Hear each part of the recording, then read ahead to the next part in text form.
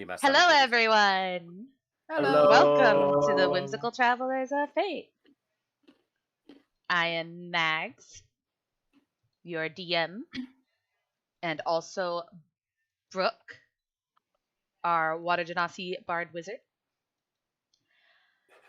And we have quite the story to tell. This is Skelly over here next to me, my co-DM, who also plays. Hello. Who also plays. Nudge. Oh, sorry. What? Huh? What? Oh, hi. Hello. I am Skeleton301. I play Tyrus Rashad, the human sorcerer slash freshly new bard. Yeah. I am also the co-DM that assists Mags whenever needed. Okay, and then we have our paladin. Come on. My name is Ryu Momochi, Mhm. aka Matt. I play Gadri. He's our human paladin, and he is awesome. And I am also a DM, but I am here as backup. And You then know, we have should our Skelly ever perish. Then we have our Oh, yeah. angel. Hi, I'm Faye. I play Althera, the half elf, half UNT warlock bard. And yeah. And then we have our lovely slime. Hi, I'm Nevi. I play Enka the Minotaur, the cleric. Okay, so last we left off on the whimsical travelers of fate. We had just come back from the Everplume and reached the Crab Island. Gadri got his sword created and now holds a very cursed looking blade. Inca, seeing the the interesting blade, decided that Gadri needed to go pray to the wonderful goddess of Sarenrae. Althera and Ixal were below deck having an owl bear claw eating contest, which Althera totally won. Yeah, she did. No trouble at all. Especially since Tyrus here looks over at him, side eyeing, had distracted Ixtal when he walked in. And as he was making his rounds to check up on everyone, Brooke is upstairs in her room, preparing the map for heading to the Searing Channel.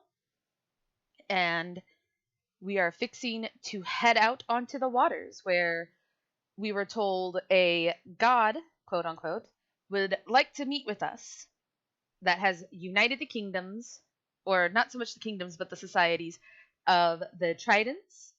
How do you pronounce that? Tritons.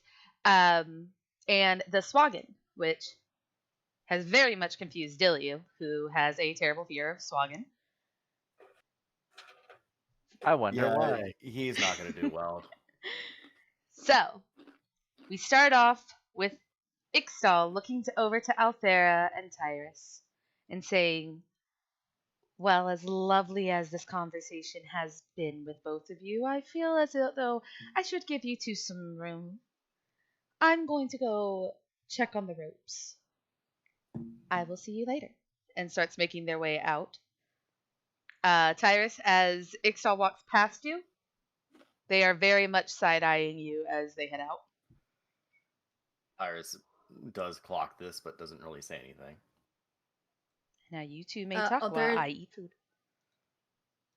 I would say Althera is starting to clean up from the owl bear claw eating contest. And also just cleaning up in general. Tyrus will assist.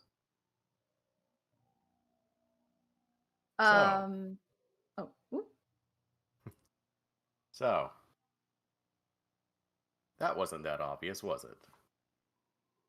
What wasn't that obvious? Our friend here, Ixtal, is wanting us to talk about something. Althera kind of shrugs and is, washing dishes like, not sure why. Do you? Having a clue? As she's washing... Kind of hoping you were. player talking. I absolutely have no idea if I was supposed to remember anything.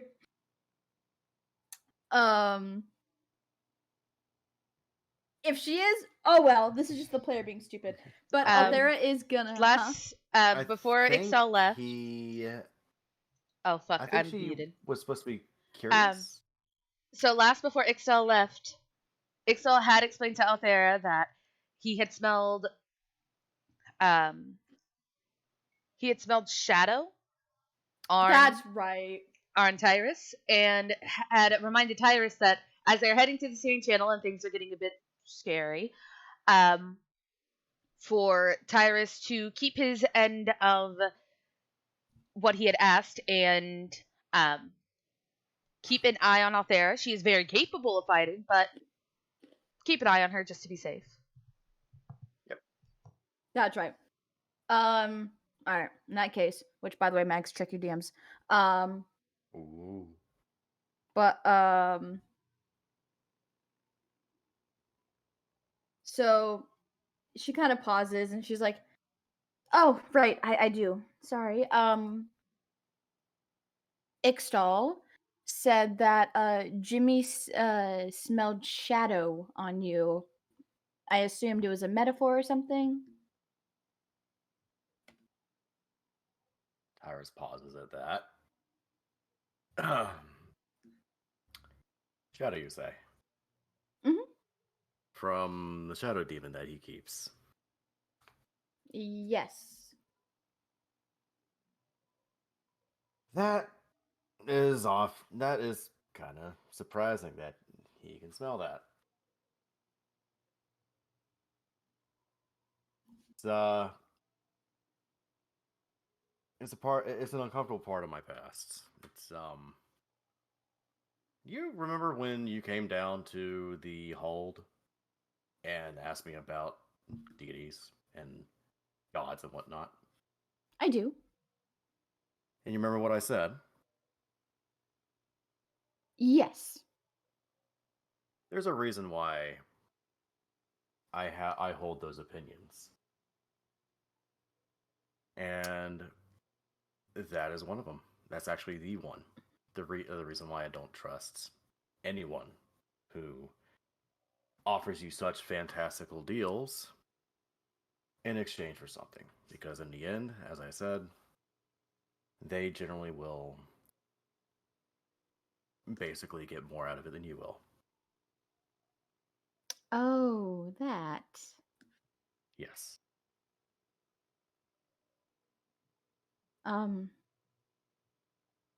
Well, now I know. Of course, I am keen to disagree, mainly I will because of how I feel, but I'm not going to discredit how you feel. I will say this. The issues that I had have been resolved before you met us. With the help of my friends, we were able to handle the situation that was held over me. Well, that's good at least. Very. I do have one question though. Aside from this slightly depressing topic, Sure. what happened to the candy that Enka gave you? Of course, there was my blunder and then everything that happened with the others. But it was almost like nothing happened with you. Well, still nothing has happened to me. It's, I don't know if that should be good or worrying. Maybe both.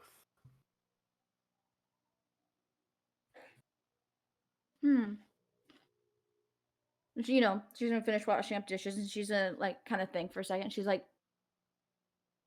He's helping her with the dishes, just, putting them away on the drying rack. Stacking them up and whatnot. I wonder if it has a trigger, do you think? Well, if it does, I haven't triggered it yet. Hmm. But I'm sure if something does happen tonight, you'll probably be the first to know.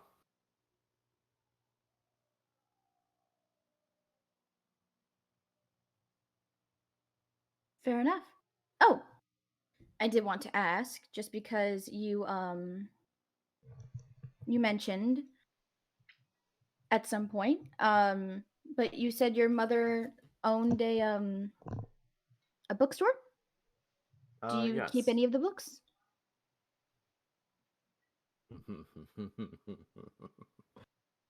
Opie. Oh, Faye. Yeah, I want to see what happens. You don't have to worry. He will do one thing. But yeah, he gives a little nod to that. He goes, she did own a bookstore, yes. I don't think it's a bookstore anymore. I haven't been there in a while to check.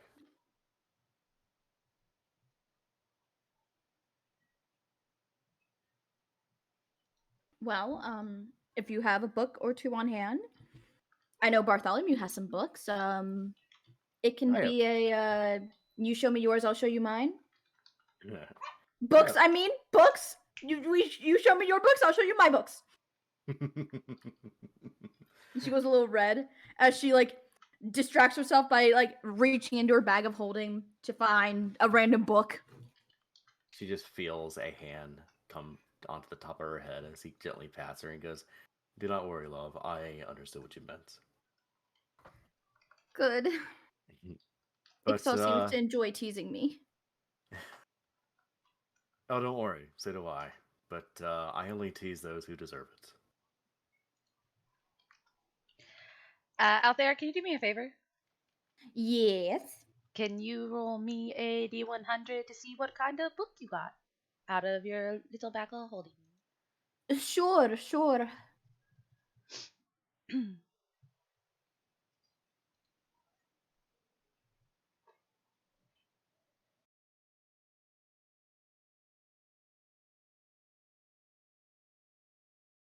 Offline. Oh, reconnection Oh. successful. We should be back. Ah. Hi. Hello. Megs did something. Oh, I'm Did we low. die? My voice is low. Everyone's low, aren't they? Or is that just my browser? I don't know. Clue. I'm not on the stream. Oh, it's just my browser. Never mind. Okay. All right. Now I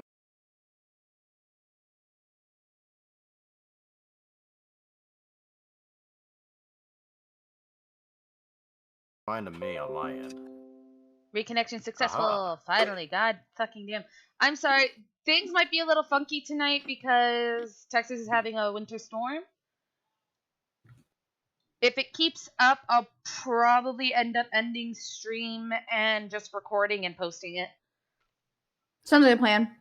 Yeah. I'm Oh, gonna hit geez. the record button just in case. That way it captures everything. Do it. Yeah. Good idea. Start recording. Do it, young Okay, cool. Skywalker. Okay, it's gonna record for us. So, what did you roll? 77. 77. Okay.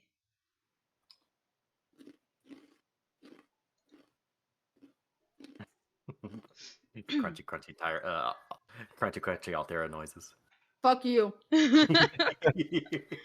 71. What? 71 is a No, 77. 77.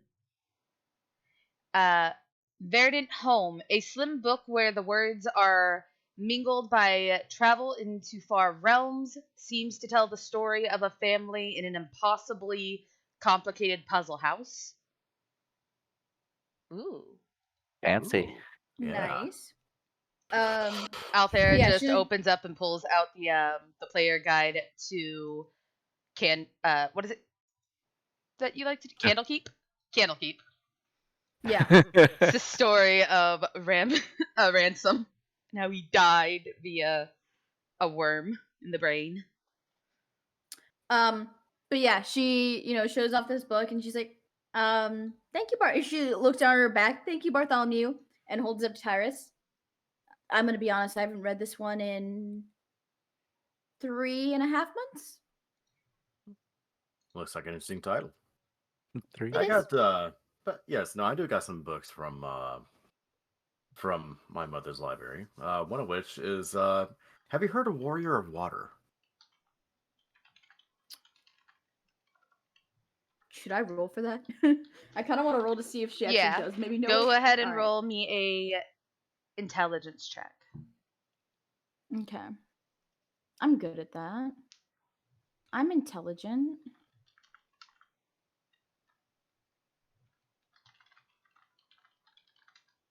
$18. Yeah, you've heard of it. I've heard of this book. Yeah, I read it maybe a few years ago, but I definitely recognize the name. Yeah, it's a really nice story. I've enjoyed it so far. Might be reading it tonight. Would you care to read a little bit of a snippet to me? Yeah, sure. What I know so far, it's the story about a fanciful warrior who is looking to follow into the footsteps of his father, and along the way, made some friends along the way. Ran into an animal that talks, and essentially is on a journey of self-discovery and learning that Ooh, stepping into the footsteps of his father may not be the course he wants to go down. He wants to carve his own path, like a river through the lands. Hence, the name Warrior of Water. well, perhaps maybe we can start a book trade at some point. Maybe that I sounds think it would be. that sounds fun. I agree. Well, I'm done here with the dishes. So I won't hold you up any longer. I thought and she looks around. She's like, "Wait a minute, where is Lilith?" While this is happening, during this whole exchange, Gadri and Inca. I didn't do it. Bullshit! I mean, I didn't do it either. We're innocent. listen here. Delia did it. I don't like being lied to. It's not a lie. It's my personal truth. Okay. My two little chaos gremlins. As these two are having a wonderful little conversation below deck. You two have been in the dining hall praying to the goddess of Saren Ray because obviously Gadri been tainted a little bit, just a little bit. Just the tiniest bit. Every now and then, while they're praying, they just hear. Look over to Delia to see him sipping on his juice. Yep, they hear nothing. Pure silence. Yep. Oh, I made a noise. I was like, they're every now and then they just hear. Nope. More Still don't hear it. Damn! God damn it! Hold on. Let me. Stop it. Just stop making a noise. Just stop it. It's not worth it. We're moving on. Let's see Nope, if I can still get not hearing let's see. anything. this I didn't do anything. shit to work. All right, there we go. But yeah, just hear the slurping noises of as he's sipping on his juice. Let's see, select token Gadri. Now turn this on. No, not Tyrus. Why do you hate me? Oh, I already did it for you. It still says Tyrus. It's switch to Gadri. Okay. Let me check OBS. Yeah, Okay, cool. basically, I've found out how to do it. You got to turn it off and make sure no token selected. Tell it to select token, and then select the token, and then turn it back on. It'll switch over. I did. It's just being mean to me because I still see Tyrus. Anyway, moving forward from that. Gadri and Inca, you're sitting down and you're praying together. Gadri, how focused are you on this pray? Gadri would be pretty focused because he wants to make sure that nothing, all because he knows how this is kind of not a good thing that's happening to him, so he's got to make sure, Okay. Inca, are you taking this pray seriously?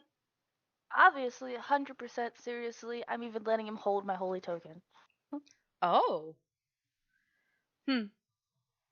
Holding a holy token in front of Dilly, his eyes are burning. Anyway. Burns in your hand. You now have a holy token of Samurai burn into the palm of your hand. So, Inca and Gadri, can you roll me a D100? I totally can.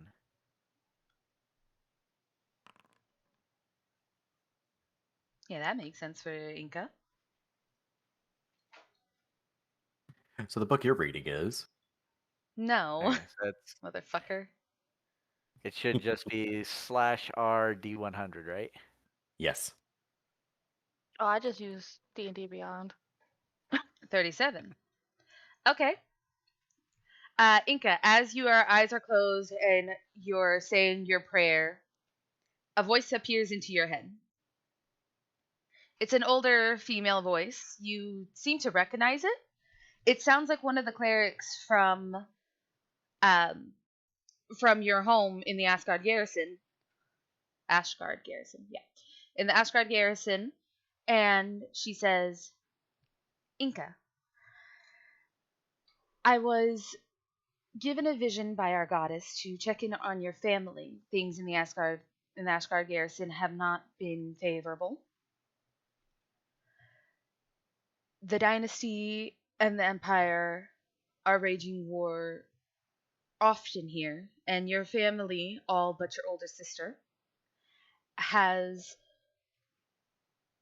left the garrison and have taken refuge in the dynasty.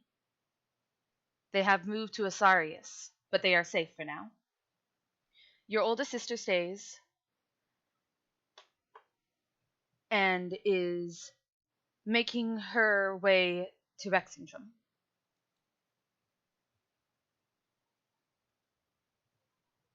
Making her way.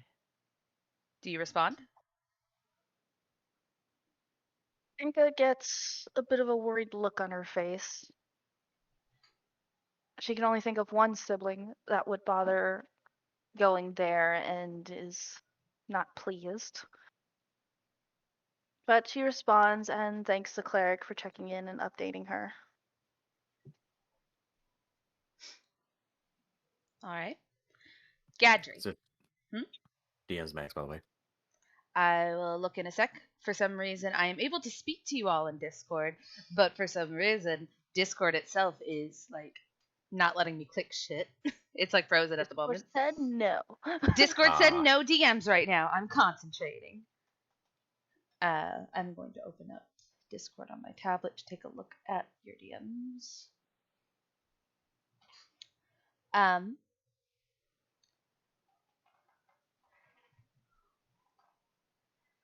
so, do you respond in any way, shape, or form? Sorry, I was reading.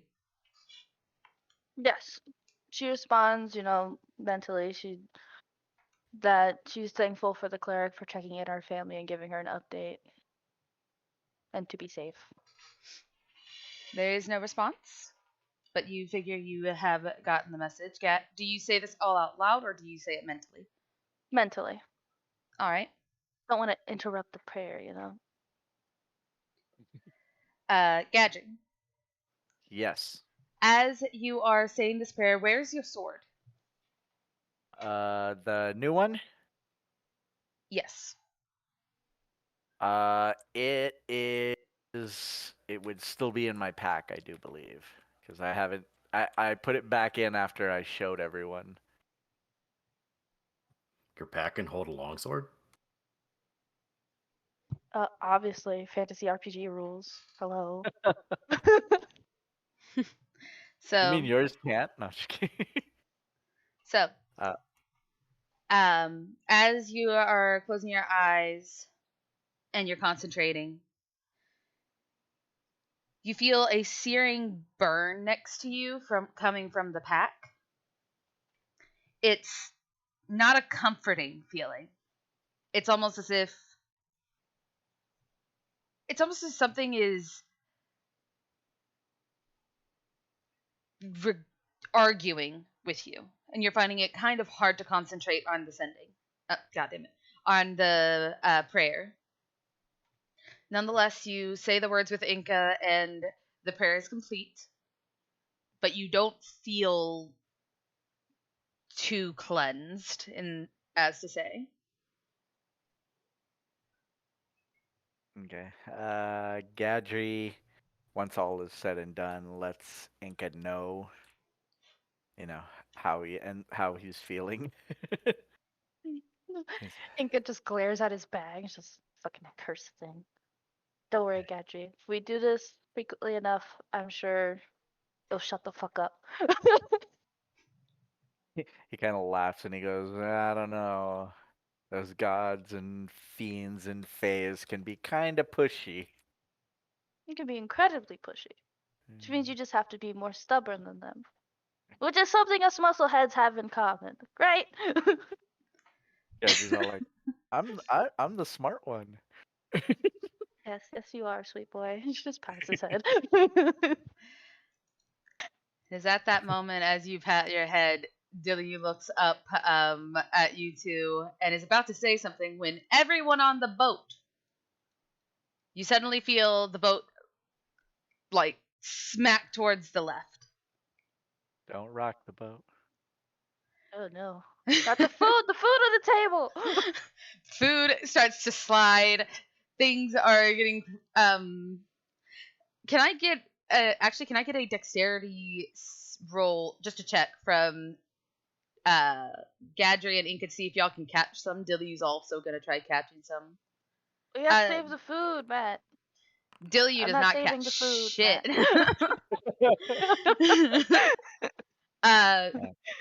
Blink dogs have a dexterity thing, so could you roll one for Fate? Sure. Fate is a blink dog? Yep. I gave them the Blink throw- dog stats for the familiar. A dex save or just a dex check? Check. Okay. You're not dodging It was anything. a- You're actively trying to catch. 21. We ain't catching shit! So, as everyone reaches to catch stuff, W barely manages to grab a freaking plate, but the food falls out of his hand. Inca, you manage to grab the basket of bread, thankfully. Gadry, you go to reach and you accidentally hit a fork, and any like soup or food that was on that fork comes flying and smacks you in the face. Your glasses are dirty, and as food is flying, you see Fate blinking all over the place as she is catching food in her mouth, just going yum yum yum yum. Well, at least it's not being wasted. Fate just ate like a quarter of the table, and now she has a half of a cheese ball in her maw, and she is happily wagging her tail as she exits the room with her prize. Althera, Tyrus, you feel the ship lurch to the side. Oh gods! I think I know where Lilith is. As you make your way out of the thing, you see Ixtal on their butt on the ground of the stairs, just looking at like, what the fuck? And you hear someone shouting in Primordial outside from above. It sounds like Brooke. Althera is gonna dash up the stairs as fast as she can. Tyrus is the same. How do I just move my token up a floor? Right click and change the number to 25, or you just run to the stairs.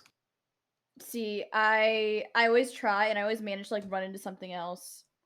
So I'm not gonna Usually do the that. wall. Just walk down the hallway, it should be fine. Or you could click your right click your token and delete the 25. Delete the 15, just do 25. And then you'll appear Yeah, on that's what I top. did. You already did that. Yeah, that's what I did. All right. But yeah, she is going to. Sorry, my foundry is taking forever. She has dashed upstairs and is running, bolting towards Lilith. You see Lilith up on the mid deck, on the upper deck, looking at the wheel, freaking just kind of smiling as she's not even at the wheel, I would say. She was at the edge of the boat watching the boat go around in circles and circles and circles. As Brooke also starts making her way up the stairs. Tyrus will go to the wheel and straighten it. Brooke. Why can't I see anything? It's not letting me go. Hold on. Let me see your character. There you go. Thank you. Did that work? Yeah, it did. Okay. But no, Althera runs over to Lilith and just pulls her into a tight hug, and she's like, "Oh, thank Moonweaver, you're safe. Please don't ever do that again." Lilith blinks at this and goes, But it was so much fun.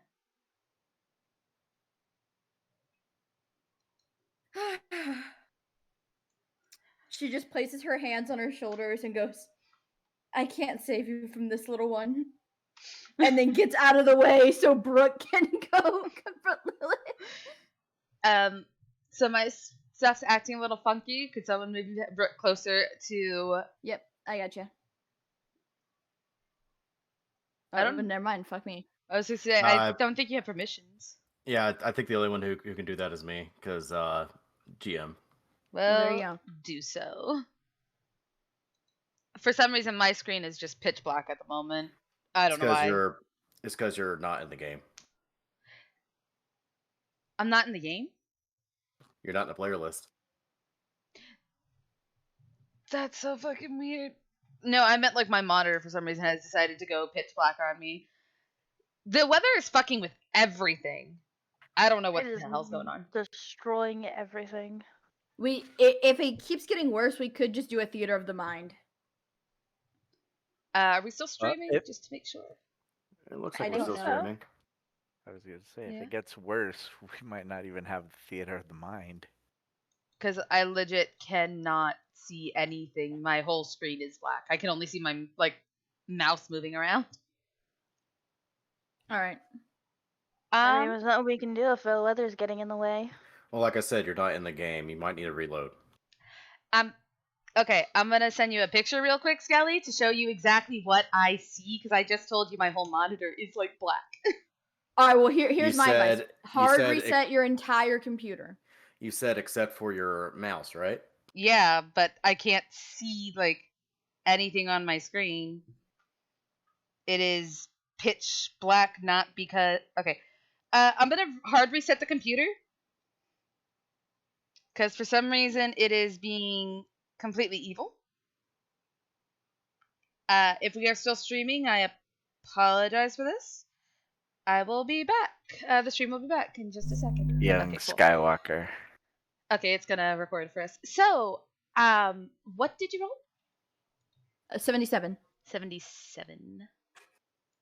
Okay.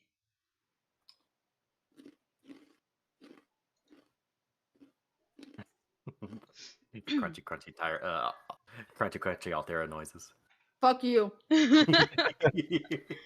71. What?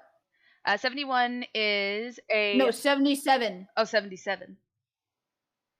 Verdant Home, a slim book where the words are mingled by travel into far realms, seems to tell the story of a family in an impossibly complicated puzzle house.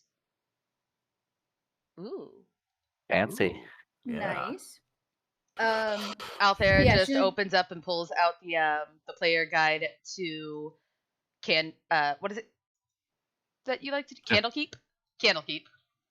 Yeah. It's the story of Ransom and how he died via a worm in the brain.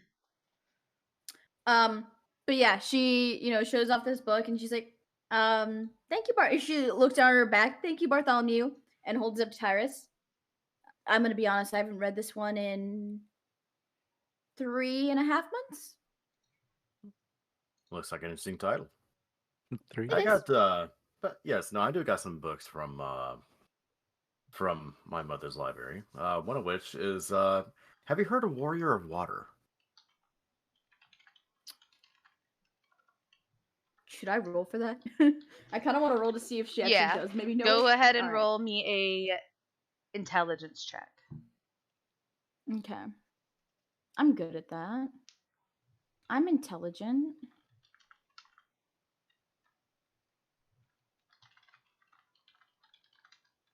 $18. Yeah, you have heard of it. I've heard of this book. Yeah, I read it maybe a few years ago, but I definitely recognize the name. Yeah, it's a really nice story. I've enjoyed it so far. Might be reading it tonight. Would you care to read a little bit of a snippet to me? Yeah, sure. What I know so far, it's the story about a fanciful warrior who is looking to follow into the footsteps of his father, and along the way, made some friends along the way. Ran into an animal that talks, and essentially is on a journey of self-discovery and learning that Ooh. stepping into the footsteps of his father may not be the course he wants to go down. He wants to, Interesting. and he wants to carve his own path, like a river through the lands. Hence, the name Warrior of Water. Well, perhaps maybe we can start a book trade at some point. Maybe that sounds I think that'd that sounds fun. I agree. Well, I'm done here with the dishes. So I won't hold you up any longer. I thought and she looks around, she's like, wait a minute, where is Lilith? While this is happening, during this whole exchange, Gadri and Inca. I didn't do it. Bullshit! I mean, I didn't do it either. We're innocent. listen here. Delia did it. I don't like being lied to. It's not a lie. It's my personal truth. Okay. My two little chaos gremlins. As these two are having a wonderful little conversation below deck. You two have been in the dining hall praying to the goddess of Saren Ray because obviously Gadri been tainted a little bit, just a little bit. Just the tiniest bit. Every now and then, while they're praying, they just hear. Look over to Delia to see him sipping on his juice. Yep, they hear nothing. Pure silence. Yep. Oh, I made a noise. I was like, they're every now and then they just hear. Nope. Still More don't hear it. Damn, god damn it. Hold on. Let me Stop it. Just stop making a noise. Just stop it. It's not worth it. We're moving on. Let's see Nope, if I can still get not hearing let's see. anything. this I didn't do anything. shit to work. Alright. There we go. But yeah, just hear the slurping noises of as he's sipping on his juice. Let's see, Juice, select juice, juice. token Gadri. I've turned this on. No, not Tyrus. Why do you hate me? Oh, I already did it for you. It still says Tyrus. It's switch to Gadri. Okay. Let me check OBS. Yeah, Okay, cool. basically I've found out how to do it. You gotta turn it off and make sure no token selected, tell it to select token, and then select the token and then turn it back on. It'll switch over. I did. It's just being mean to me because I still see Tyrus. Anyway, moving forward from that. Gadri and Inca, you're sitting down and you're praying together. Gadri, how focused are you on this pray? Gadri would be pretty focused because he wants to make sure that nothing, all because he knows how like this is kind of not a good thing that's happening to him, so he's got to make sure, Okay. Inca, are you taking this pray seriously? Obviously, 100% seriously. I'm even letting him hold my holy token. Oh. Holding a holy token in front of Dilly, his eyes are burning. Anyway. Burns in your hand. You now have a holy token of Sarenrae burn into the palm of your hand. So, Inca and Gadri, can you roll me a D100? I totally can.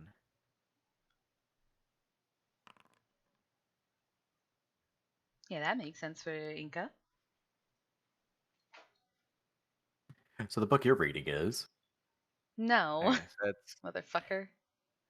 it should just be /R D100, right? Yes. Oh, I just use D&D Beyond. 37. Okay. Inca, as your eyes are closed and you're saying your prayer, a voice appears into your head. It's an older female voice. You seem to recognize it. It sounds like one of the clerics from your home in the Ashgard garrison. Ashgard garrison, yeah. In the Ashgard garrison. And she says, Inca, I was given a vision by our goddess to check in on your family. Things in the Ashgard garrison have not been favorable. The dynasty and the empire are raging war often here, and your family, all but your older sister, has left the garrison and have taken refuge in the dynasty. They have moved to Asarius, but they are safe for now. Your oldest sister stays and is making her way to Bexington.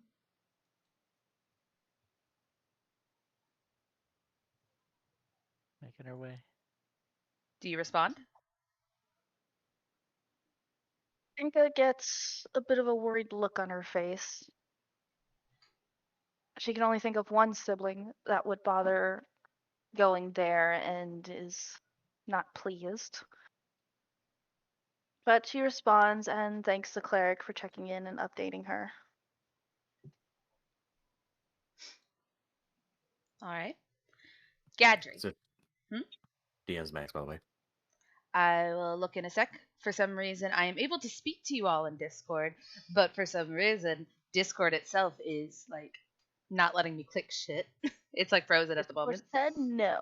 Discord said no DMs right now. I'm concentrating.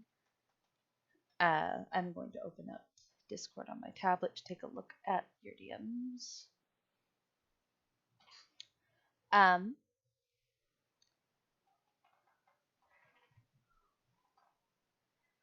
So, do you respond in any way, shape, or form? Sorry, I was reading. Yes. She responds, mentally. She's thankful for the cleric for checking in our family and giving her an update. And to be safe. There is no response, but you figure you have gotten the message. Do you say this all out loud or do you say it mentally? Mentally. All right. Don't want to interrupt the prayer, Gadget. Yes. As you are saying this prayer, where's your sword? The new one? Yes. It is. It would still be in my pack, I do believe, because I haven't. I put it back in after I showed everyone. Your pack can hold a longsword? Obviously, fantasy RPG rules. Hello. So. You mean yours can't? No, just kidding. So. As you are closing your eyes and you're concentrating, you feel a searing burn next to you coming from the pack. It's not a comforting feeling. It's almost as if something is arguing with you, and you're finding it kind of hard to concentrate on the sending. On the prayer. Nonetheless, you say the words with Inca, and the prayer is complete, but you don't feel too cleansed, as to say. Okay. Gadri, once all is said and done, lets Inca know, how he's feeling. Inca just glares at his bag. It's just fucking cursed thing. Don't worry, Gadri. If we do this frequently enough, I'm sure he'll shut the fuck up. He kind of laughs and he goes, I don't know. Those gods and fiends and fays can be kind of pushy. You can be incredibly pushy, which means you just have to be more stubborn than them. Which is something us muscleheads have in common, right? Gadri's all like, I'm the smart one. Yes, you are, sweet boy. He just pats his head. Is at that moment, as you pat your head, Dilly looks up at you two and is about to say something when everyone on the boat, you suddenly feel the boat like smack towards the left. Don't rock the boat. Oh no. Got the food on the table. Food starts to slide. Things are getting Can I get can I get a dexterity roll just to check from Gadri and Ink and see if y'all can catch some? Dilly's also gonna try catching some. We have to save the food, Matt. Dilly I'm does not not saving catch the food, shit.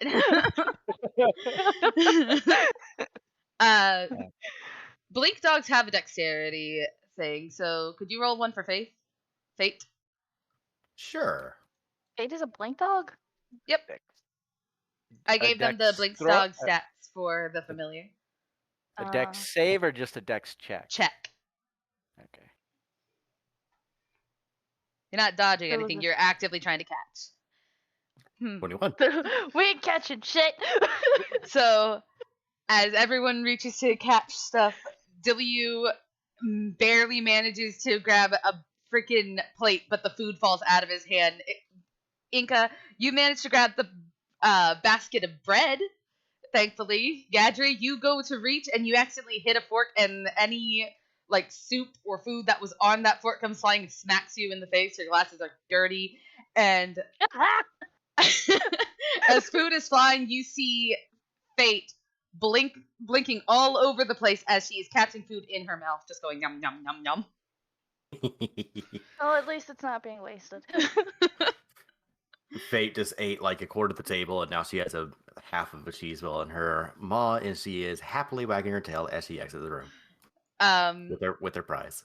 Althera, Tyrus, you feel the ship lurch to the side. Oh gods! I think I know where Lilith is. As you make your way out of the thing, you see Ixtal on their butt on the ground of the stairs, just looking at like, what the fuck? And you hear someone shouting in Primordial outside from above. It sounds like Brooke. Althera is gonna dash up the stairs as fast as she can. Tyrus is the same. How do I just move my token up a floor? Right click and change the number to 25, or you just run to the stairs. See, I always try and I always manage to like run into something else. So I'm not gonna Usually do the that. wall. Just walk down the hallway, it should be fine. Or you could click your right click your token and delete the 25. Delete the 15, just do 25. And then you'll appear Yeah, on that's what your I map. did. She already did that. Yeah, that's what I did. Alright. But yeah, she is going to sorry, my foundry is taking forever. She has dashed upstairs and is running, bolting towards Lilith. You see Lilith up on the mid deck, on the upper deck, looking at the wheel, freaking just kind of smiling as she's She's not even at the wheel, I would say. She was at the edge of the boat watching the boat go around in circles and circles and circles. As Brooke also starts making her way up the stairs. Tyrus will go to the wheel and straighten it. Brooke. Why can't I see anything? It's not letting me go. Hold on. Let me see your character. There you go. Thank you. Did that work? Yeah, it did. Okay.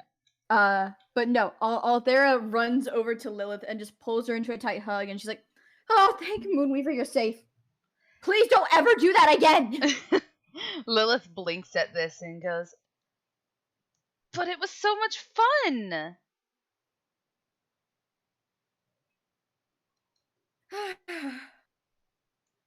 She just places her hands on her shoulders and goes, "I can't save you from this, little one." And then gets out of the way so Brooke can go confront Lilith. So my stuff's acting a little funky. Could someone maybe get Brooke closer to... Yep, I gotcha. I don't... Never mind, fuck me. I was gonna say, I don't think you have permissions. Yeah, I think the only one who can do that is me, because GM. Well, there you go. Do so. For some reason, my screen is just pitch black at the moment. I don't know why. It's because you're not in the game. I'm not in the game? You're not in the player list. That's so fucking weird. No, I meant like my monitor for some reason has decided to go pitch black on me. The weather is fucking with everything. I don't know what It the is hell's going on. destroying everything. If it keeps getting worse, we could just do a theater of the mind.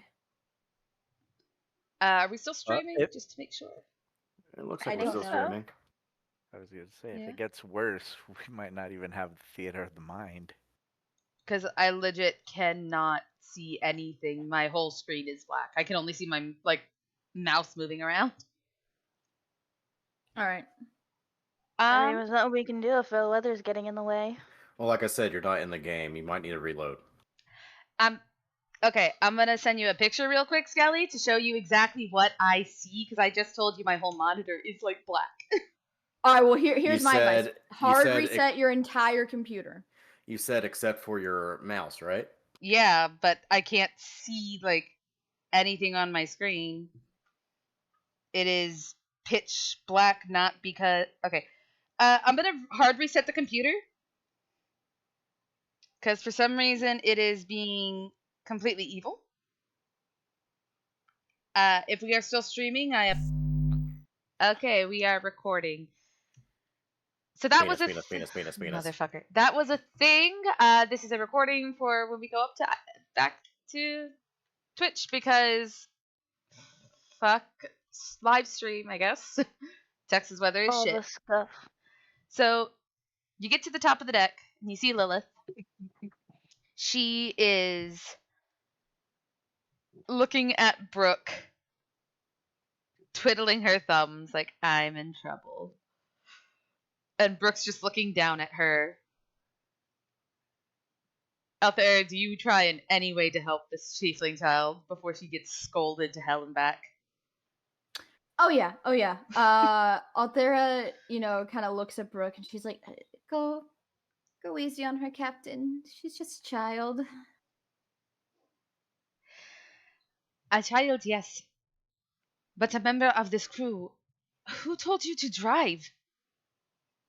And Lilith kind of twiddles her thumbs and goes, well, no one really told me, but no one was at the helm. Like, Ixtal was downstairs with Althera, and Dilyu was getting eaten by fate. Gadri and Inka were praying. Tyrus soon was as- downstairs. As soon as she says fate, fate will immediately appear next to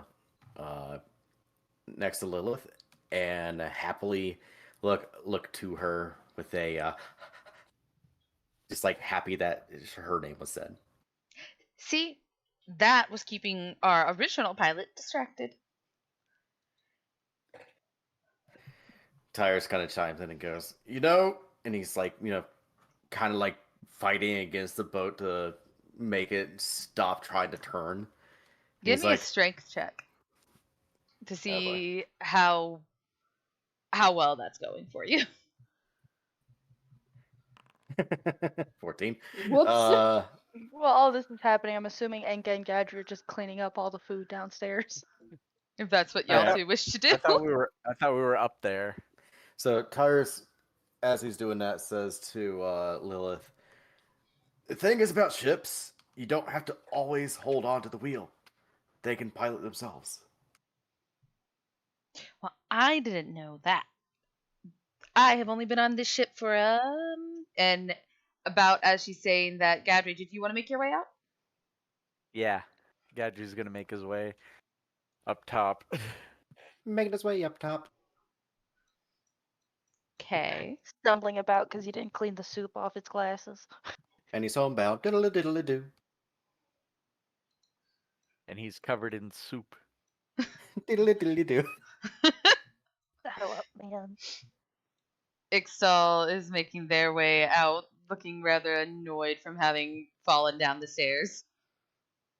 Althera's gonna look at Brooke and she's like, "How about this, Captain?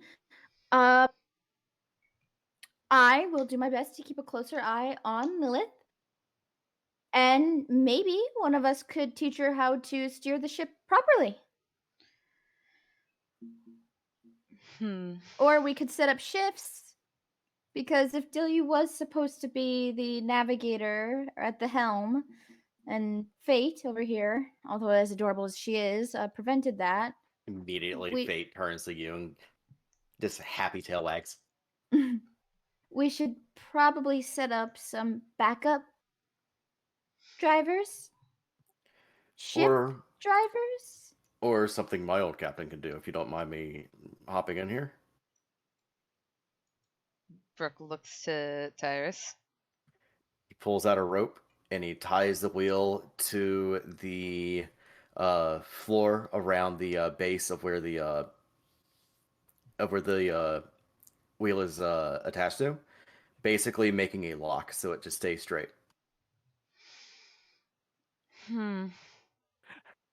Brooke thinks for a moment on all of this and says, "All right, Lilith, you are grounded. You will stay on the boat. When we reach the Syrian Channel, looks towards Altair, looks down towards Altair and goes, Lilith can learn to drive the boat at a later date. The Syrian Channel, I am not sure. I have never been up there, so I am unsure if how tough the terrain might be. And I don't think that you should throw a child into learning something that might have quite the predicament of steering complications. Of course. Maybe when we are heading to Darkhill, I know the water's better there.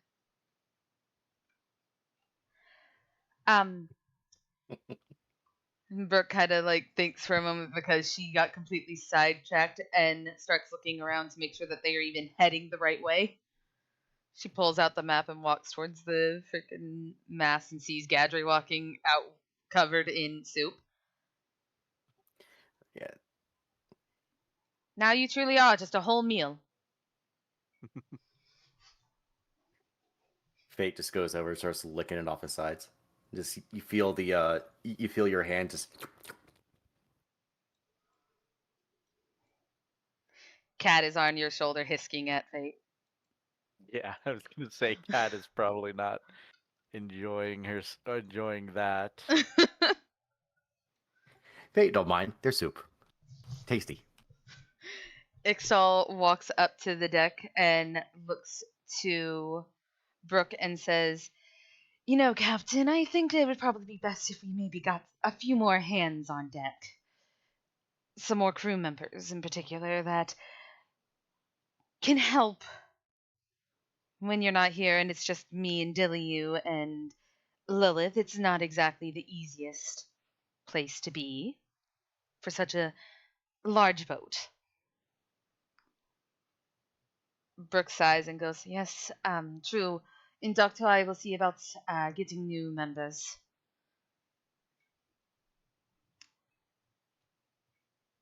Brooke is going to take the steering wheel from Tyrus to straighten it back up to where they need to be heading. Thankfully, Tyrus, with that roll, you managed to get it to stop spinning. Should also probably mention that I'm sure you noticed the glow. Brooke's not gonna bother with your glow. she recognizes fairy fire. She's just like, Inka, what are you doing as Dilly is finishing up picking things up and putting them back on the table? Well, she is helping him clean up. So if they're almost done now, then I guess she would go over to him and be like, So, by the time we get to land, we're totally getting you a date, right? Dilly's cheeks go a bit purple and they're like, I don't think I need one, in all honesty. I think I just need a nap. Listen, Dilly, okay? Listen. Alright, you need a. No, you don't drink. Okay, you get some juice. We're gonna get you some juice. And we're gonna get you a nice date. And you're gonna have a wonderful, lovely time hanging out with people. It doesn't even have to be romantic. We're just gonna take you out. We're gonna have you hang out and make some friends. Have you ever been to the Searing Channel? I don't know, Max, have I been to the Searing Channel? Roll me a history check. Oh shit! I'm not at the computer. Hold on. Why are you not at the computer? You're playing D&D. Because the bed was calling me, and I have the app on my phone. Hold on. Nevi. The cat won't let me get up, Mags. Fuck, I can't. You know I can't argue with the cat. You said history, right? Yes. Pick cat up, put cat down. I got a Move. 6. A Yeah, I was 6. about to say, you can argue with a cat. It's just a losing battle. You have not been to the Syrian channel, nor have you heard much about it besides what has been said around the Everplume by Ixal and Dilyu and then at dinner. You mainly stuck in the areas that were central to the Empire. The areas you have traveled outside of the Empire are more northern and not so seabound. I didn't do much ocean travel, so I don't know nothing about the Syrian Channel. But the next time we get to a safe place with people, we're gonna get you some friends. Do you know how long that's going to be? No idea. Exactly. Dark Toe isn't exactly the, they make like the air quotation marks, safest? Oh, it's fine. I'll protect you. And she like flexes and is like, "What? You thought these muscles can't protect you?" No, Ixtal's told me plenty about your muscles. I'm capable of saving myself. I've worked on my skills. Would have been better if my skills were more on par when I was younger, but a couple months back. But I'm fine. I'm fine. Thank you though. Focus on keeping the crew safe. You're part of the crew, though, Dilly. You see Delia kind of look to the side and go, yeah, technically. No, technically, you are part of the crew. I am on the boat. You are one of us. I mean, you've been here longer than I have. If I count, you definitely count. I'm telling you to run while you can. It's too late. I'm kind of stuck here. I feel bad. Where's she gonna run to? Well, if you're going to be here, just I am a part of the boat. I am a part of the whimsical travelers, but before that, I was a part of the previous crew. And let's just say, we'll just say that Brooke's doing a good job. Sure, we'll go with that. I've got the. I'm sure she can't be doing that bad. You see them kind of look to the side. I got the rest of this. You go ahead and figure out why exactly we almost died. Again. I guess I should check up on that. Someone If could be anybody hurt. broke a bone. Yeah. I think I heard Talk to you Ixtal later. scream. What? Just speed walks out of the room.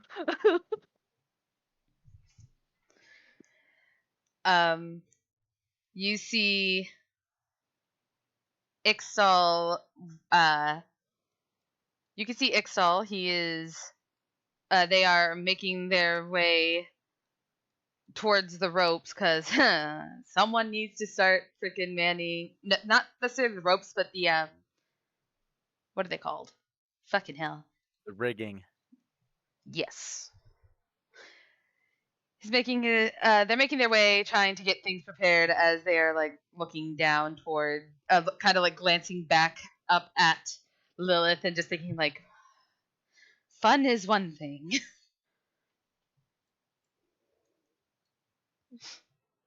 She approaches Extol. Is just like, "Are you okay? Someone said they heard you scream. Did you get hurt?" Ixtal kind of gives you a small laugh and goes, "I'm fine, darling. I just fell down the stairs a bit." Oh, did you hurt your butt? No, my butt is perfectly intact. I'd kiss it better if it was hurt. My butt is very much wounded. I'm joking. My butt is fine. I didn't fall too far down. Damn right. No need to worry. I would check on our first mate. It seems Soup has hit him in the face, and he very well could have been burnt. Not Yeah, as badly it was burned. hilarious. It Yeah, doesn't Brooke could look have like it better. left any like major marks on him. So You look over and see Fate has started crawling up his front as she's continually cleaning Gadry of the soup. That's not Gadry, gonna let her get close to his face.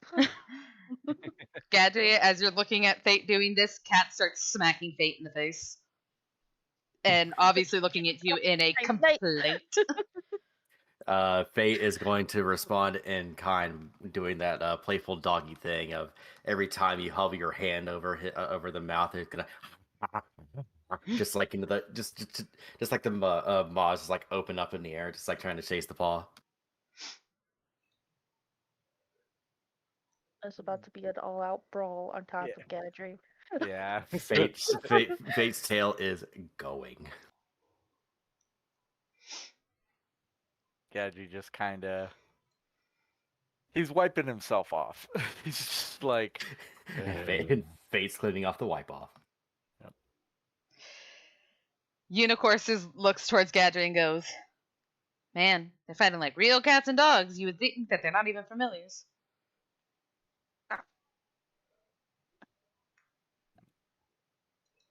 Gadry just kind of goes, "I'm gonna clean off. If you need anything, just call overboard for me." And he walks over towards the edge of the boat. Wait, someone stop him from jumping off again. Brooke looks at Gadry like, "Bitch, we are moving. The boat's literally in motion right now." It just goes over, grabs him by the back of the arm, and is like, "That is not how you do that." Brooke's gonna look. Tyrus calls out, "Do a flip!" Brooke's going to look to Altair and Tyrus and go, "Can one of you go prestidigitate him?" Sure. On it, I'll help Captain. him. Hanka's just tying a rope around his I'll waist. say, He's like, "We gotta tie you up first so you don't get lost at sea, you know?" Oh my god. So there's on her way to go prestidigitate, you know, So, that thing. So's Tyrus. They're both gonna go freaking put their hands all over Gadry. You both. I mean, if someone has to do it. You both watch as Tyrus, shiny of ass, is coming your way. Tiny. Jump in the water, quick. Yeah, no, when she gets close, out there's gonna look at Gadry and just snap her fingers and prestidigitate it, and she's like, "There." Tyrus also does the same thing, and your hair just goes outwards. Oh, might have overdone it a little bit. You watch as Gadry's hair suddenly becomes an afro. Just every single bit of hair on your head is just out. Full on, like, dry day in the like you just did your hair, and your hair is frizzing all over the place majorly.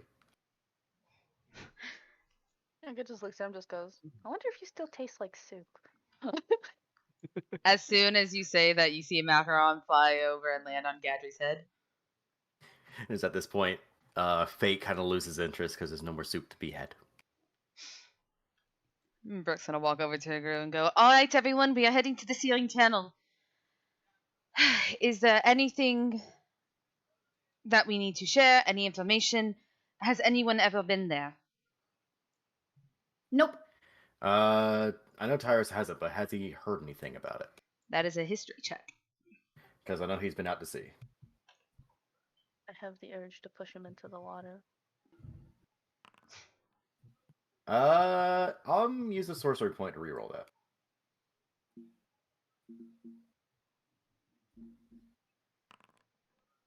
Yeah, 10. Tyrus, what you have don't heard know of shit. what you have heard about the searing channel is essentially the history of how it came to be, basic stuff that you would have learned in school, but you don't know much on what the waters are like, um, what the terrain is like, if it's rocky or anything like that. You have the base knowledge that it's called the Searing Channel. It is a channel. It is searing. Now, is it searing because it's hot, or is it searing for other reasons? You're not quite sure. You haven't traveled that way just yet. It was on your Nope. it was on your list. It was on your list, but you just haven't got around to it. Yeah, I had planned to swim the searing channel. I heard that's quite the feat to behold, and I want to try to see if I can do it. Sorry, what was the question?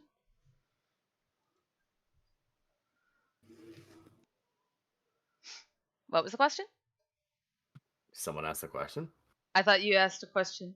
Oh no, Tyrus was basically chiming in saying, "Yeah, no, that's one of the things I've been wanting to do. Swim the searing channel. I heard it's a feat to do, but apparently some people can do it." Althera, you haven't gone near the Searing Channel. That's not where your mission lied. Your mission lied more southbound. Yep. Lilith is actually going to pipe up and go, the Searing Channel is really pretty. I can tell you that much for sure. That is true. That is a fact. There's harpies. And from what we understand, Swaggin. Oh, and Tritons. Yeah, the weird fish people. Mermaid people? The blue, greenish, gill-covered people. Ixtal kind of sighs at this, like, wow, okay. This is my group. The Searing Channel is a big part of where the calamity happened. And the waters should be somewhat tame compared to those of the waters near Dark Toe. Last I remember, it was very rock filled the more you went in, but I haven't been back there in possibly a millennia, so I'm not quite sure. I would keep our eyes out on the waters for any rocks that might be lower to the under the waves that might scrape against the boat. Could be a job for our he looks to Gadri, our first mate up in the crow's nest. Can't really see much in the water up the crow's nest. Shadows are one thing you can see. Yeah, if I may, in prior experiences of trying to navigate reefs, we would stand at the bow and to the starboard and port of the ship and look over the deck down into the waters and call out what we see. Reefs, yes, but this is to look dead ahead. When we get closer inward to the Syrian Channel is when things will start to get more worrisome. If anything, we could simply park near the Syrian Channel. We don't exactly know where we would need to be within it. We could travel along land. See if we can find any locals who might know anything. Brooke pipes up. Well, it will be quite a journey. How many days did we say it was? Fucking hell. Was it like 3? No, it was 3. definite. It was definitely longer, wasn't it? The map should tell you. Magic Coast. Give me 1 second to look at my map. From where we are from the we're last at the Crab Island. Yeah, we left the Crab Island a little while ago. That's 300 280. 280 miles to just get into there.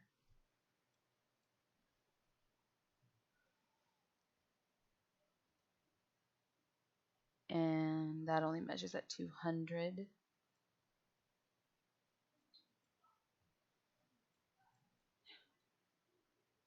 What, a week?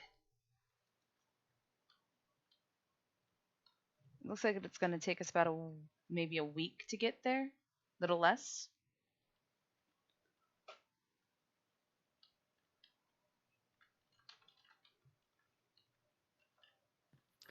Are we where are we going? The Syrian Channel. Syrian Channel, yes.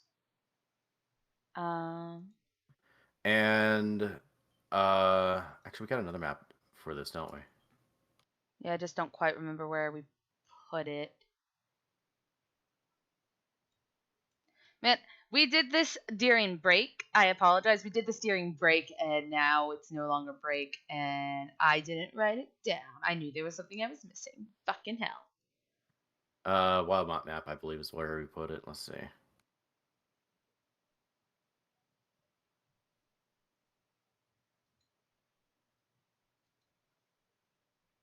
In the Wildmount map? Yeah. Yeah, here we go. God damn, that I was really close to the freaking Zemian fields.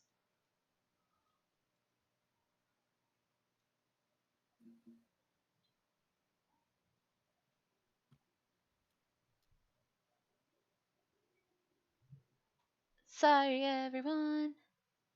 So to get into the Syrian Channel, not too far in, is about 240 miles. Yeah, so and boats can travel how fast?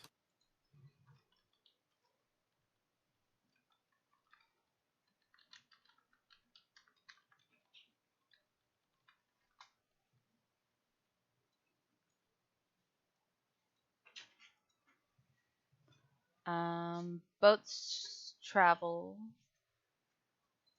3.5 miles a day, so 10 days. fucking hell, so it is a little over a week. Yep. Brooke looks to them and says, "It'll take about 10 days in order to get to the opening of the Syrian Channel. Now, if we want to explore through land or do we want to keep on the ship, we will see when we get there to see what the terrain is like. For now, we just should start making our journey there." I would probably suggest we do make port there before we go in, just to make sure we have all supplies. That is true. I'm going to see if there is any. Let's see, we're at the Crab Island and heading into the Syrian Channel. There isn't much port towns nearby. It looks like it's mostly wildlands.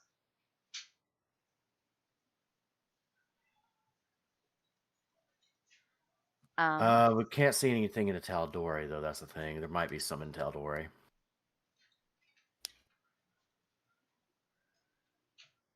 Let me pull up the Tal'Dorei map that I have.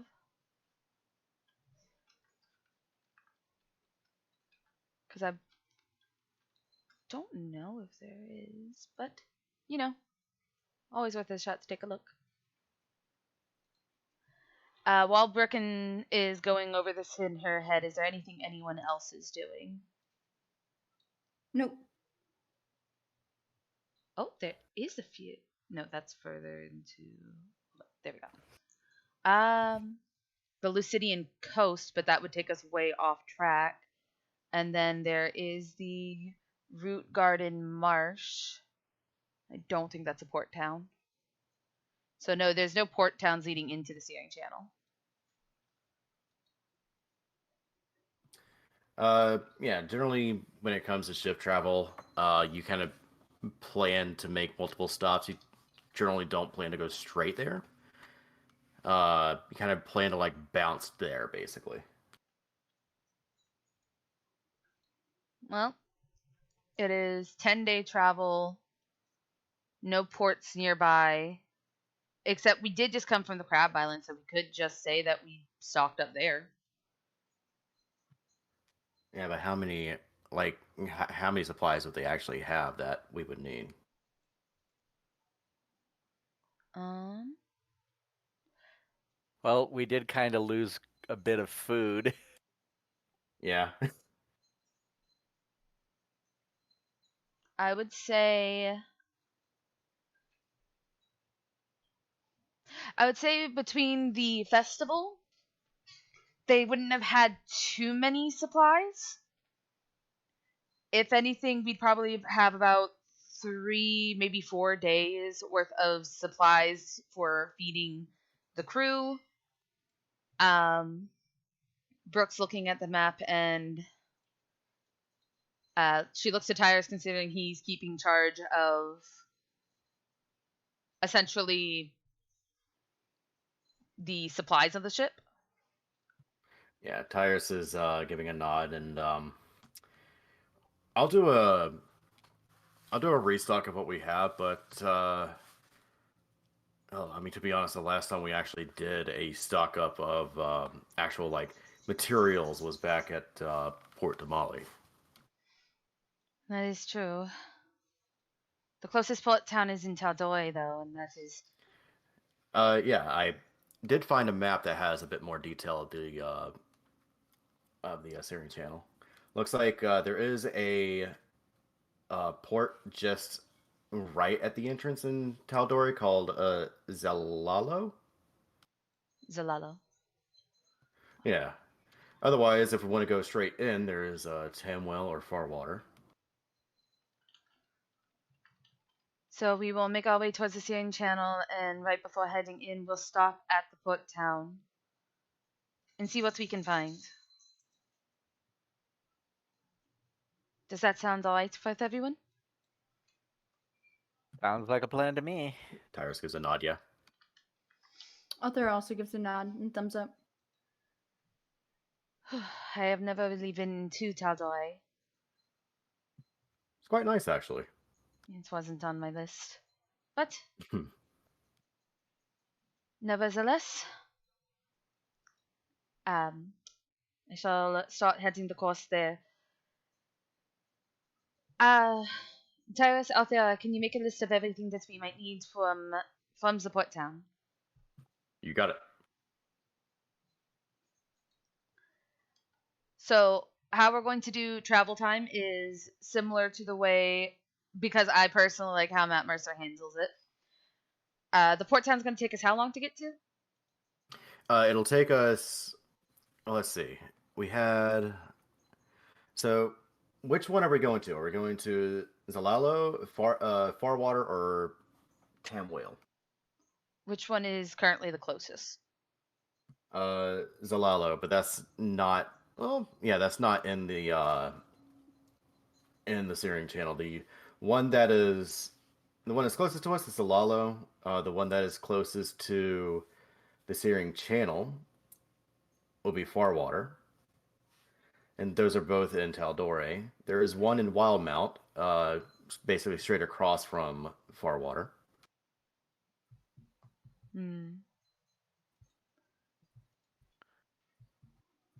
I'm trying to find it on the map. It's the map I sent you. Ah. Um. Looks like our best bet is the Zlalo. Zlalo? All right. Let's see.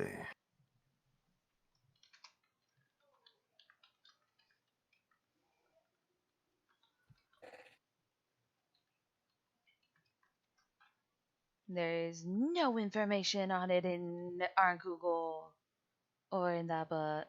So, guess you get to make up everything on the spot. Sweet. Homebrew town. Uh, So Zlalo is 290 miles away. So that's about 10 days. It's the closest one. Um,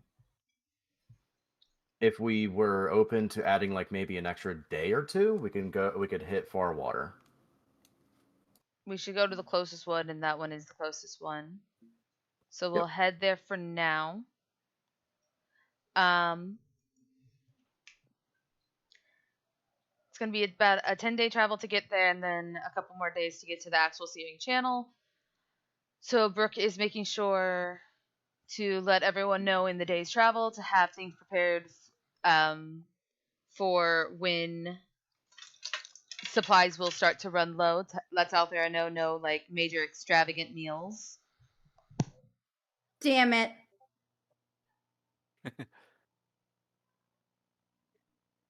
Looking at the map, going from Zlalo to the opening of the searing channel will be because we can only do like 3.5 miles a day. 195 miles from there to the searing channel. So It'll be how many days? I was so it's 194 miles from Zlalo to the entrance to the searing channel. Okay. If we like go around, which I'm sorry, people. We are professionals. yeah, which is about another 6 days. Okay. So in total, it'll take us 16 days to get to the searing channel. Just give or take what might happen. So the way I like it, because the way Matt Mercer does it, I really like. We'll go through days day by day, and I'll have people roll I think it's a D8, if I remember correctly. Let me grab my table. I think he rolls d20s. I said my table, motherfucker. Oh, your table, yeah.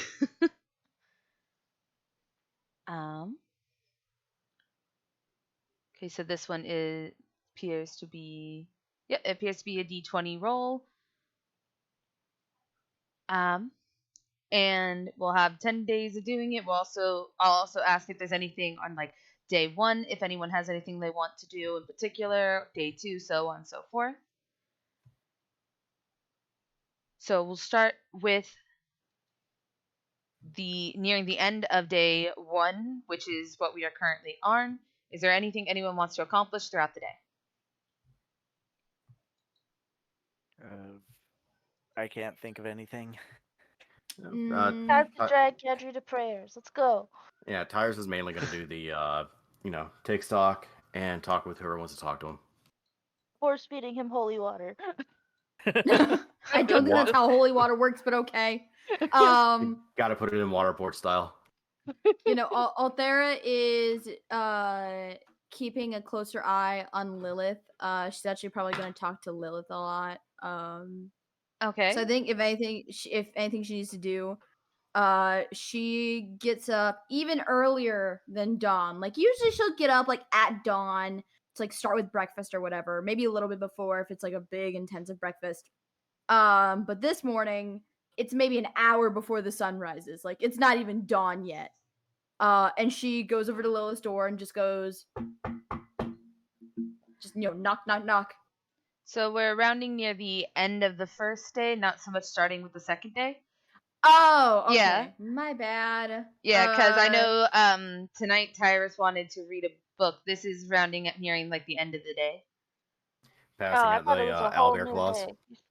Yeah, you know what? Yeah, part of Lilith's punishment is she's gonna help pass out the owlbear claws. And she doesn't get any until she passes all but one out. Exactly.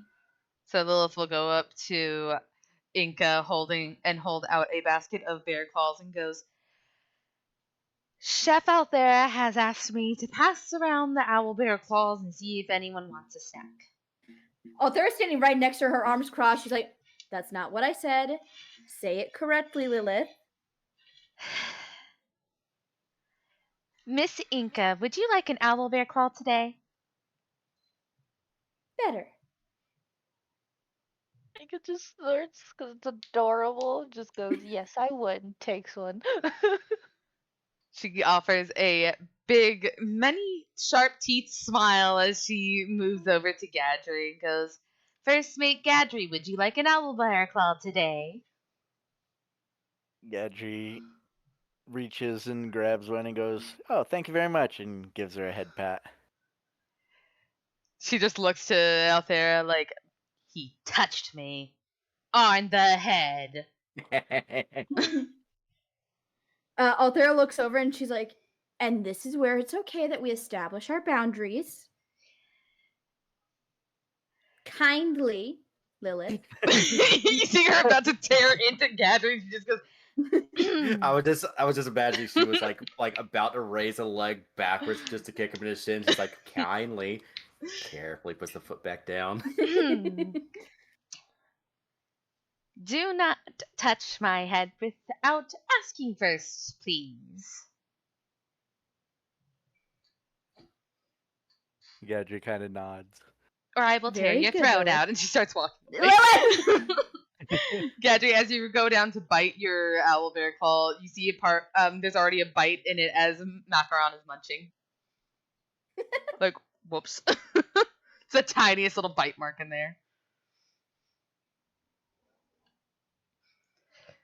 Gadry just starts eating. These are Um, delicious. she makes her way over to Unicorse and just stares at the unicorn and just looks out there like, do I gotta ask him? Yes, every member of the ship gets an owlbear claw if they want one. The horse is swaying. He's Oddly a enough, unicorse. this unicorn has been drinking nonstop. The barrel has not emptied, and they are perfectly sober. Let's go. They're fake drinking it the entire time. Lilith looks to them and goes, Owlbear claw, Mr. Unicorse? And the unicorn looks down and goes, huh. Don't mind if I do. And takes one with their muzzle and dips it into the rum as they eat it. You know what? Some people dip them into coffee. Unicorse apparently dips it into rum. That's fine. Yeah, I was about to say just dipping a donut into some coffee. Lilith makes her way inside and goes to ask Dilyu. Dilyu gladly taking one because he finds Lilith to be very sibling-like and thanks her. Out there, you're following Lilith around still? Oh, yeah. Okay. Grab you. Until every person has gotten an owlbear claw that wants one, and Lilith has asked them all nicely. She's following her. Like, she's going big sis mode. All right, you're grounded, so we're learning some life lessons. Dilyu looks to Althea like, what the fuck happened? A lot. She tried steering the ship. That's what that was. Yeah. Well, she's got to learn someday. Just maybe not alone. I agree. Well, enjoy your owlbear claw.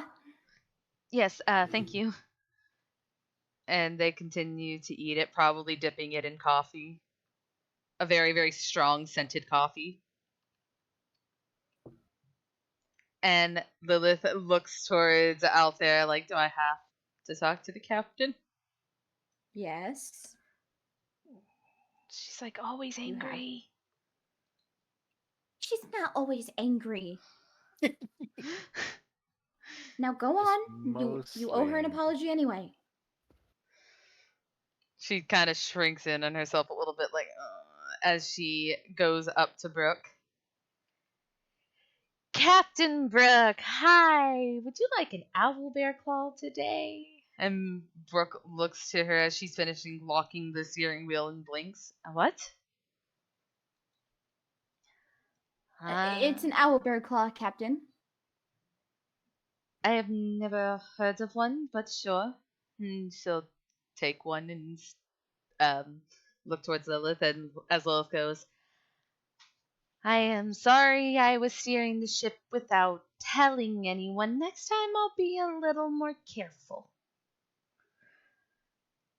As Brooke looks down at her, Althera, what's your passive insight? I think it's pretty high. Hold on. Because I know your passive perception's great. Yeah, I see all. Let me see my passive insight.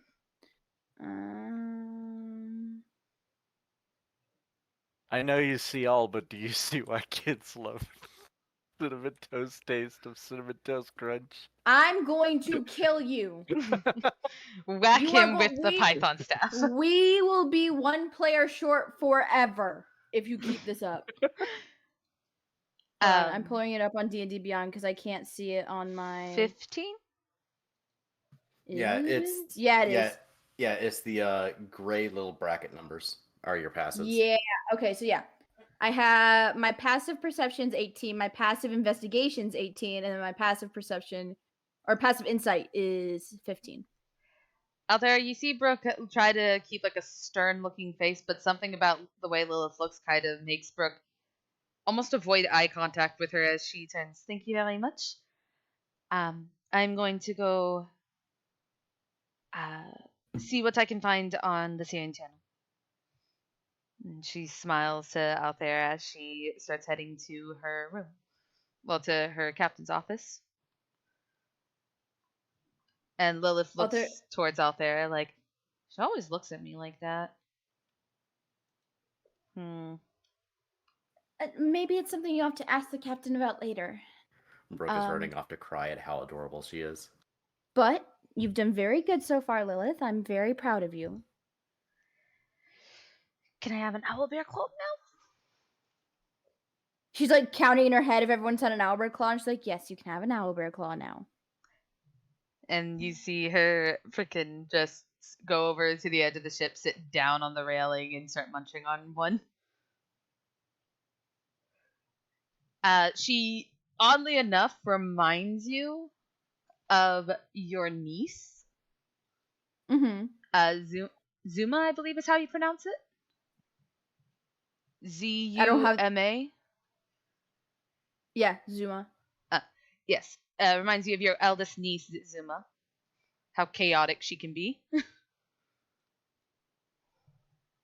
Out there just has a kind of reminiscent smile. Is like, well, I'm gonna go to bed. We have to be up early to cook breakfast tomorrow. All right. Have a good night. Fuck. Fuck. I accidentally teleport to the cargo. Help! Help!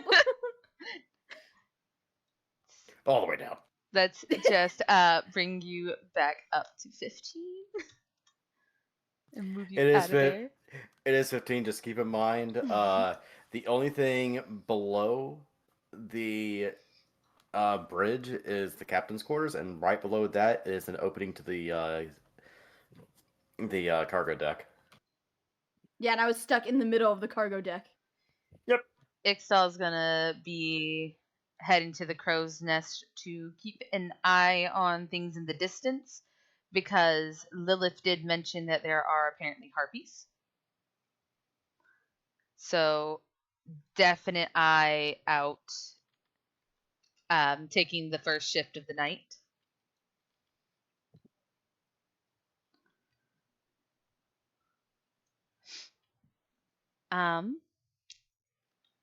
Is there anything Gadri or Inca need to do before we put into the nighttime? I cannot think of anything. Besides tool maintenance, no. Okay. Who's going to take the first watch of the night? I know Ixtal's got one of the got one. We can split the night shifts into two.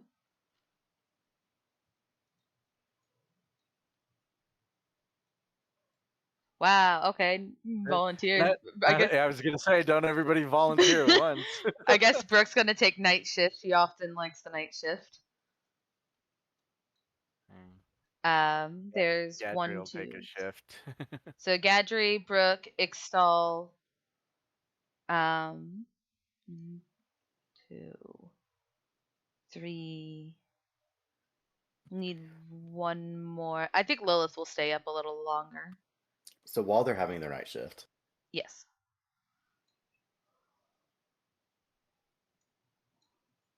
While they're having their night okay, shift. give me 1 second. No, not allowed.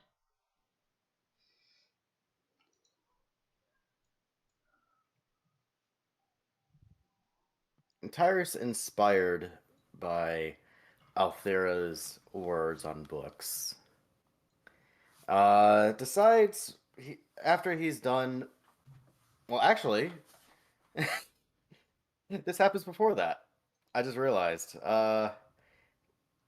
Because you said when he reads a book, technically him charting out what they need is looking through a book. It has to be a book with actual protagonists, like an actual story, not Does it just actually supply. say that? Yes, it has to be for reasons. Gotcha. Okay, then yeah, he would. I'm gonna have Isorin up at the Yes. front of the ship.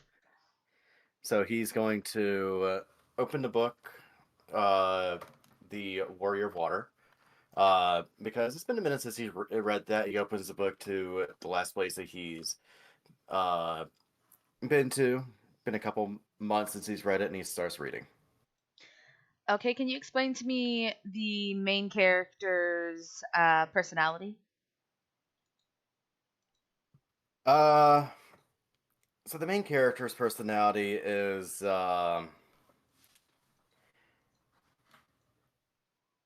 very much a proud individual wanting to make his father proud.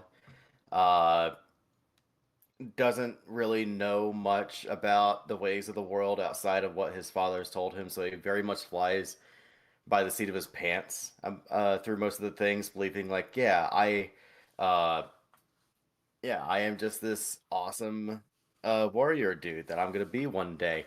I have to play the part of the warrior guy, so I'm gonna go around and basically be this hero that I know I'm going to be. So you're saying that he's a very proud, almost, not really, but almost full of himself, thinking that he is the hero of the story. Yes. Cool. So tomorrow, Tyrus, when you wake up, I need you to play Tyrus in such a manner. You take on Okay. the personality, so you will be very full of yourself. You will be very, I am the hero of the story. I am the the person who is going to fix everything. And the whole in whole, you are not really you're Tyrus, but your whole life is this story. You are here to make your father proud. You know what? I had the perfect character to play as. Sucks that you didn't read Tusk Love. That's fine. This is gonna be more fun. No, it probably wouldn't be. Not in my opinion. Find you as a freaking overly dramatic romancer. So during the night Over. shift, Oh my god! Over here, like if he did read Tuslov, he's gonna be like the tomcat scratching at the door of Brooke's door, like Brooke. creepy. Um, so Gadry, would you like to roll the d20? Sure. Am I rolling it for anything specific or just For sea encounters and such. If anything's gonna happen tonight. D20? 19. 19. All right.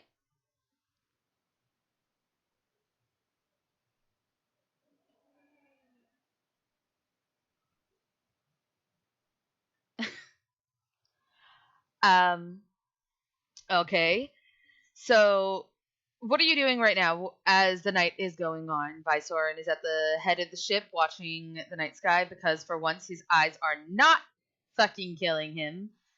Lilith is keeping an eye out on the waters to the right, and Brooke is at the top of the ship. Ixtal is in the crow's nest. Gadry is just making his rounds, as he usually does, seeing if anything is happening, or is mostly just keeping an eye on things. All right. As you're sailing, Gadri, you make your rounds and you start heading over to the left of the ship. When you smell something absolutely revolting, the smell of rotten decay starts filling the air. Roll me a constitution. I gotta roll for everyone else. Constitution. 13. Fail. Constitution for Brooke. So close, fail. I think Lilith's character sheet is also in here, so I can roll for that.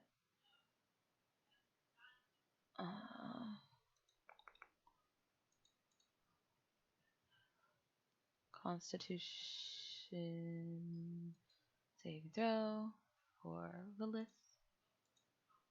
It did not roll. How fucking dare.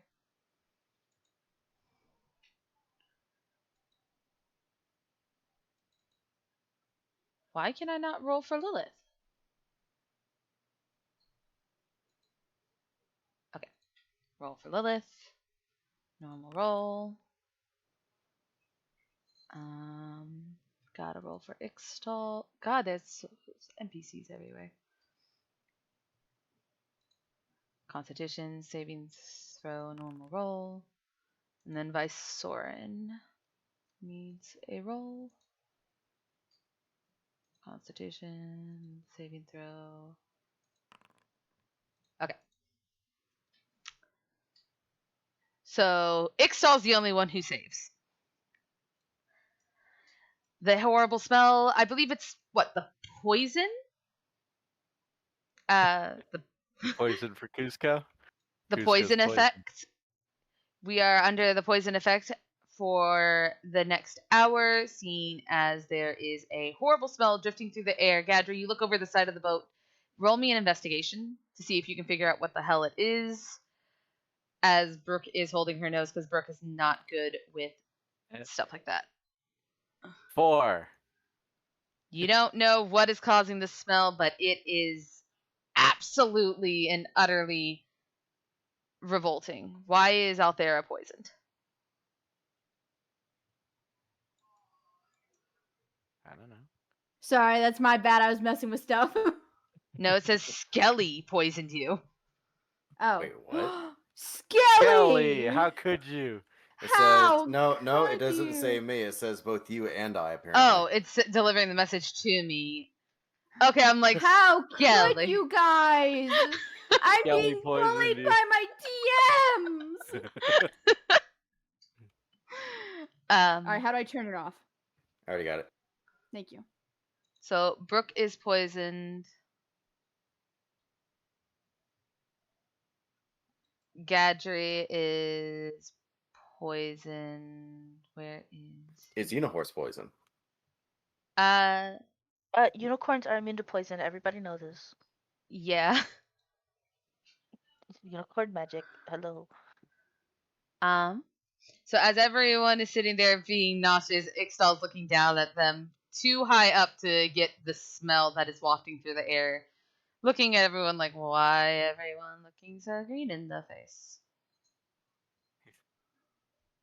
Sounds like him just looking down at everyone.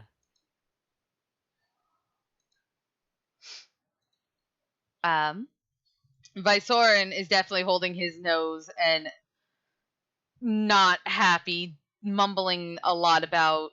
Gaddy, around the time you're walking near him, you hear him mumbling about how he can't fucking stand being on this boat. Just absolutely done with everything. No, why would they say that? It's straight up just I fucking hate it here, basically.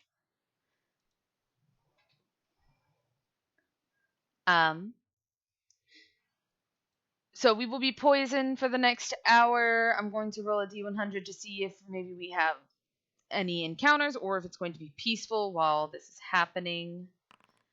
That is an 11.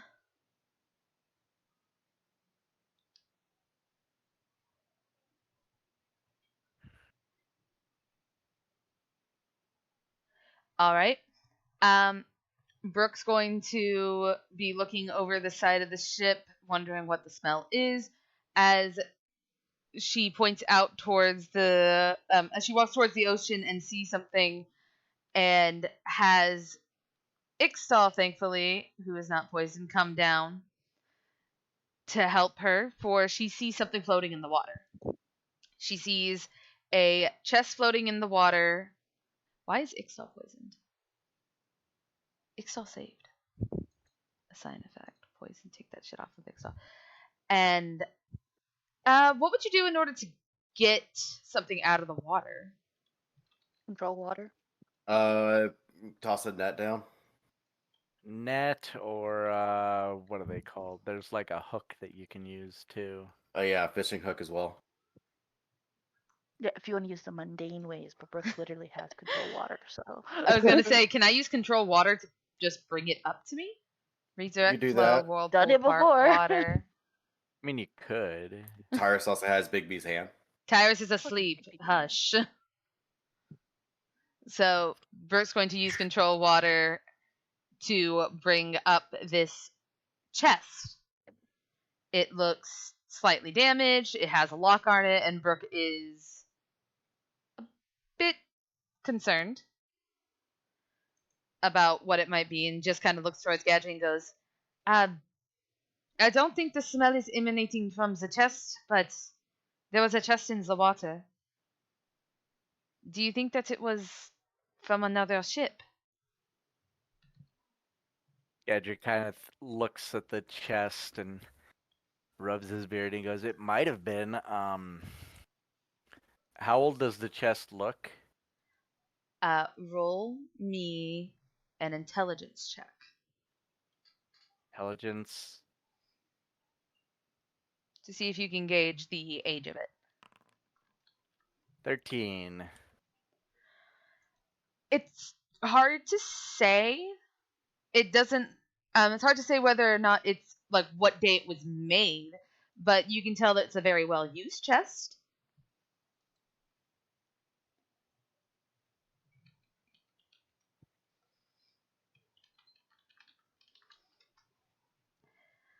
Um, Gadget kind of goes, "Well, in for a penny, in for a pound, right?" I guess. What's a penny? I guess if you know whatever a penny is good. And she kind of looks to you confused. Gadget goes to open the chest. It has a lock. Gadget, strong boy. You're gonna break the chest. I went to play Sea of Thieves. You know you don't do it like that. Are you gonna try to break the chest? Yeah, he's just trying to open it. So you're going to try and break the lock? Yeah. Okay, roll a strength check. Strength check. Bop. 18. Okay. You break the lock. It's not too hard. It looks like it's rusted. And do you check it for traps or anything, or are you just gonna full out just open it? I'm gonna make sure that Brooke isn't like in any dangerous area before he just opens it. Well, Brooke is standing next to you. Oh wait, you had disadvantage on your strength check because you're poisoned. Oh. I just remembered that you're. Why doesn't it roll with freaking disadvantage if he's poisoned? That's some bullshit. Okay, so So 18. 18 no matter so- what. Yeah. So I think. Are you rolling on D&D Beyond or? Yeah, I'm rolling on D&D Beyond. okay, That's so why. that's why. Okay, so what are you doing? He's making sure that Brooke isn't like in any area that would get hit by anything if this was trapped, and then opening it. So you want Brooke to be behind you? Yeah. I'm a meat shield for a reason, people. Ixtal don't give a shit. Ixtal's just standing next to you. I didn't say anything about it, Ixtal. As you open up the chest, you find a silver amulet. Fancy. It has a symbol of a. It looks like it's covered in algae. Probably been in the water for quite some time. It looks as if it has a very specific symbol on it. You feel like you may have seen it somewhere, maybe if you were to clean the algae and stuff off of it. Covered in bioluminescent algae. It's pronounced algae. Algae. Brooke So, yeah, blinks looking at it. Gadriel kind of like use his thumb to try and clean it a little bit. Can you? I believe it would be like a history check to see if Gadra even paid attention to that shit. Okay. Give me a moment here. Sorry, I'm running from some stuff right now. Give me a moment. So we're going to throw Gadri off the ship for Matt playing video game called playing D&D. Yep. Chuck you off the Okay, and freaking you boat. said history? Yes. Okay. For a digging into Gadri's memory a little bit. 16. You do recognize it. You recognize this to be a symbol of the Raketh family, but it looks almost distorted. Like, it has the symbol of the Rakeths, but also lycanthrope towards it. Something about it brings to your mind how Tambrix was able to turn into a lycanthrope. But you know you recognize the symbol from Tambrix's ring. Gadri will show it to Brooke.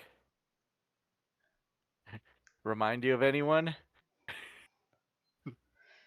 Bitch. I was so tempted to say that. Brooke looks towards it and blinks as she lightly touches it and goes, It does. I wonder why it's in the water though. That is concerning. He nods a little bit and goes, might want to send to him just in case once we get the chance. Her ears kind of dip down as she says, I haven't been sending him to him at all since we got Tyrus' soul back. He nods a bit and he just goes, well, we'll figure this out. Right. He's probably extremely busy, so I don't know if he would even answer the questions at the moment. Gadri kind of gives a shrug and goes, well, it never hurts to try, you know? Maybe not physically, but emotionally it can. And Brooke will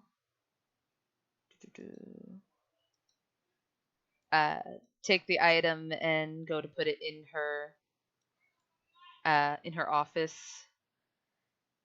And seems that the rest of this will be uneventful unless Gadri has something he wants to talk about. I don't think Brooke has anything per se.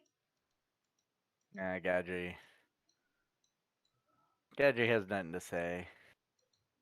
Ixtal's definitely looking towards Gadri like this bitch. Still keeping an extremely close eye out on Gadri.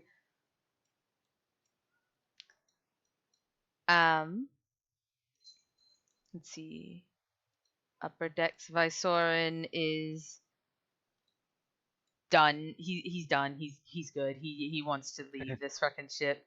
He is heading down. He is now suddenly feeling overwhelmingly sick.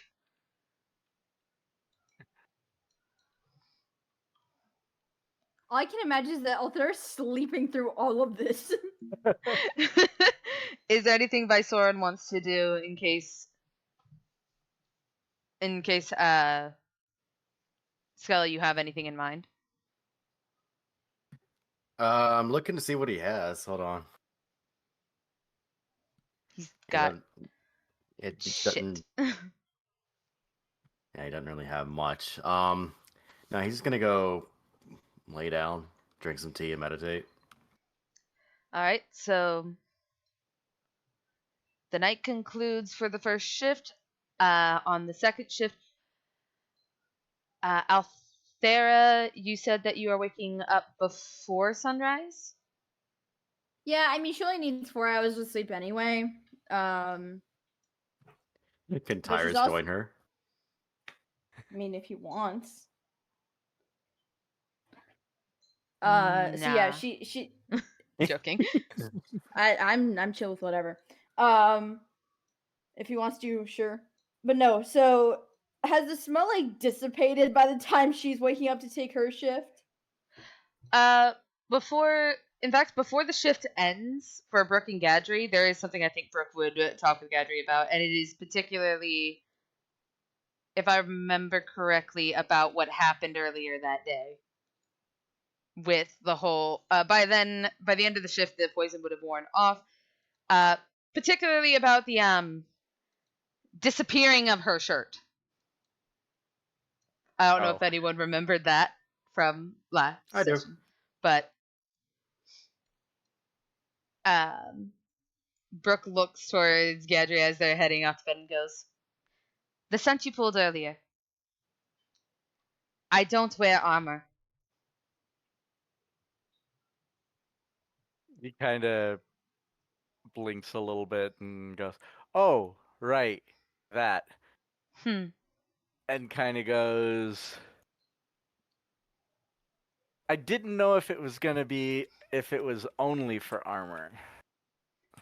No, it appears it is everything that I touched. He nods a bit and goes, "Well, I know that now." You see Brooke have this, like, I'm going to drown you face. So her usual face then. No. She's not always trying to drown Gadry. She's always trying Kind to of. drown Tyrus. Yeah. He kind of nods a little bit. He goes, "My apologies on that." And I apologize for causing your armor to disappear. I don't apologize for your pants. He kind of gives a little bit of a shrug and he goes, "Well, you didn't know if it was gonna do my pants, so." Oh, I knew. The moment that it happened to your armor and it happened to my shirt and then my cloak, yes, I knew. I had He a pretty shrugs. good idea Yeah. of what would He happen. shrugs a little bit and he goes, "Well, at least it was funny." Brooke is, you can see Brooke actively trying not to laugh at that. She's like, because she's trying to be serious. Serious captain face. Let's be a little more careful.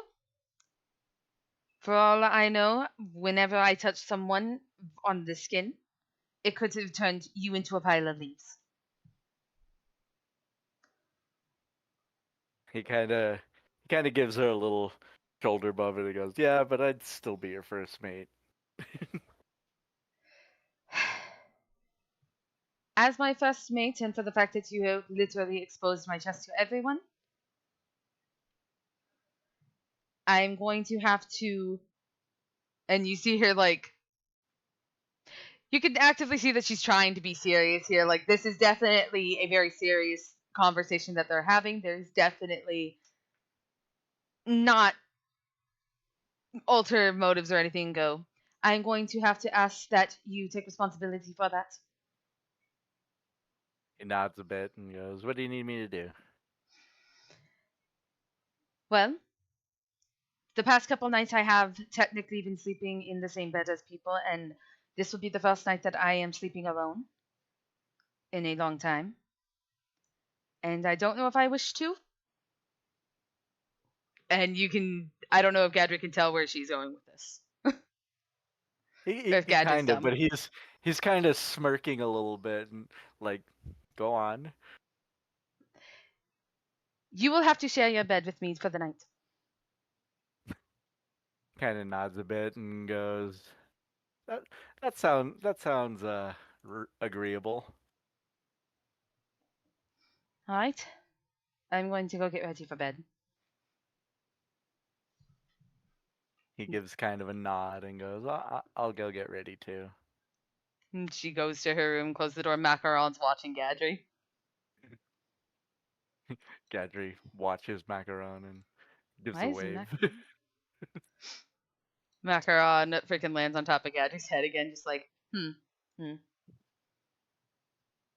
What an interesting turn of events the turns have tabled. How the turns have tabled. How the turntable foots. And Brooke and Gadry go to sleep for the night. And Althea, you said you're waking up and you're heading straight to the kitchen? Well, if it's her turn for watch, Yeah, it would be you, Dilly, Tyrus. Yeah, you, Dilly, and Tyrus. yeah. So first things first, she. Oh, and Inca. So she. Yeah, so she wakes up and goes to the kitchen to just prepare like a light like pre-breakfast snack and some coffee or tea depending on the person. And then once that's done, like she's going above deck. Inca, where are you going? So I know where to place you. What time is it? Early. Around this time, since Althea woke up a bit early to prep food before the sunrise, it would be, what, 6 or 7 by the time you wake up?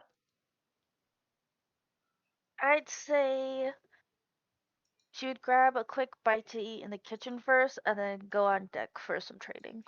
Oh, Thurs brought it up to the deck. Oh, well, then I'm going to where the food is. So you go to the dining room to eat the food. There is, of course, a very lovely breakfast that is prepared. Grabs something quick to eat and then goes up and starts doing like practice swings and stuff on the deck. So you gotta stay fit. Gotta exercise. What a hot cow lady. She's in the tank top fit, getting all hot and sweaty. Yeah. Yeah. Out there, your roll shall be a disadvantage for staring. I'm joking. Why? I'm joking. It's not my fault monster fucking runs in the family. Dilly's making sure that the ship is being steered properly. Tyrus, where are you? Distracting Dilyu apparently, because Tyrus is, well, Dilyu will be distracted by what Tyrus is doing at the bow of the ship. What is I was Tyrus gonna doing? say- Setting fires. No, just kidding. What? Sorry, what, Faye? Oh, I was saying Althera is bringing food to Dilyu because she's like, well, he can't like stop steering the ship to like eat. Oh, they can't So now I'm that bringing Tyrus him- created a thing. It's just that's the first place they went to was the ship's steering wheel. Okay, well, you know what? I'm still doing it. That's fine. You be a sweetheart. Yeah. What are you doing in the front of the ship? Because Dilyu and Althera would definitely see it. They got crazy high perceptions. Yeah, we do. As Althera goes to Dilyu to bring him a midnight snack, and she'd be distracted by some movement at the bow of the ship. Upon looking over, she would, with Dilyu, see Tyrus without a shirt on, as he is has what looks to be some sort of paper or like some map of some kind, as he's just staring at it and then looking out across the sea, seemingly like look like he's trying to navigate something. You're not entirely sure. There's just gonna look at Dilyu and then look back at Tyrus and look back at Dilyu like, does he normally get this excited about adventures out at sea? Well, my first adventure with him, I was mostly passed out in a barrel. And then when we got I had a bit of a drinking problem. I see. Then when we got to the carnival, he seemed very reluctant, but I don't remember much when I tried to go look for them I kind of got stuck in. I kind of got stuck in the carnival for a bit, kind of like how Ixtal did, and traveling. I don't think I've ever seen him shirtless besides when he was trying to get a tan on the Crab Island. I sent you something, by the way, Max. Oh, thank you.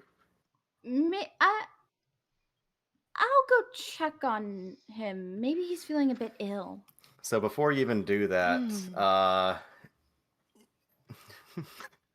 W suddenly looks a little bit worried as he looks up to get to Tyrus, and you look over, and when you glance over, you see Tyrus having put the map away, stuffed it into the back of his pants, and he rolled it up, stuffed in the back of his pants, and he is now taking one of the ropes, swinging off the bow of the ship onto the main deck, and he does dexterity check. Okay. For swinging your way onto the freaking other side of the boat. 1 second.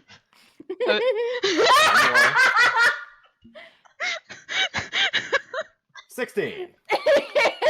So as Tyrus grabs onto the rope and he goes to swing, Tyrus, you almost lose your grip a couple times, but it's no problem. You got this, and you manage to swing your way over without, because of the 5, hitting one of the big freaking masts in the center of the ship, and you manage to land your way there, stumbling just lightly, but no one saw it. Wait, with a 16? With the fact that you had to use your sorcery points to re-roll, it's more of like a flavor thing. Okay. Like, well, you managed to land there. Well, wherever you land, you stumble just ever so lightly, but you're like, no one saw that. Obviously. Yeah. So whenever he does that, I was actually gonna do this anyway.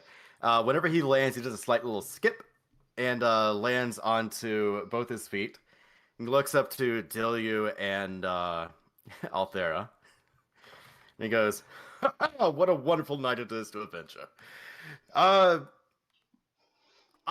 don't think I've actually asked your last name, by the way." And he looks over to Dilyu and Althera.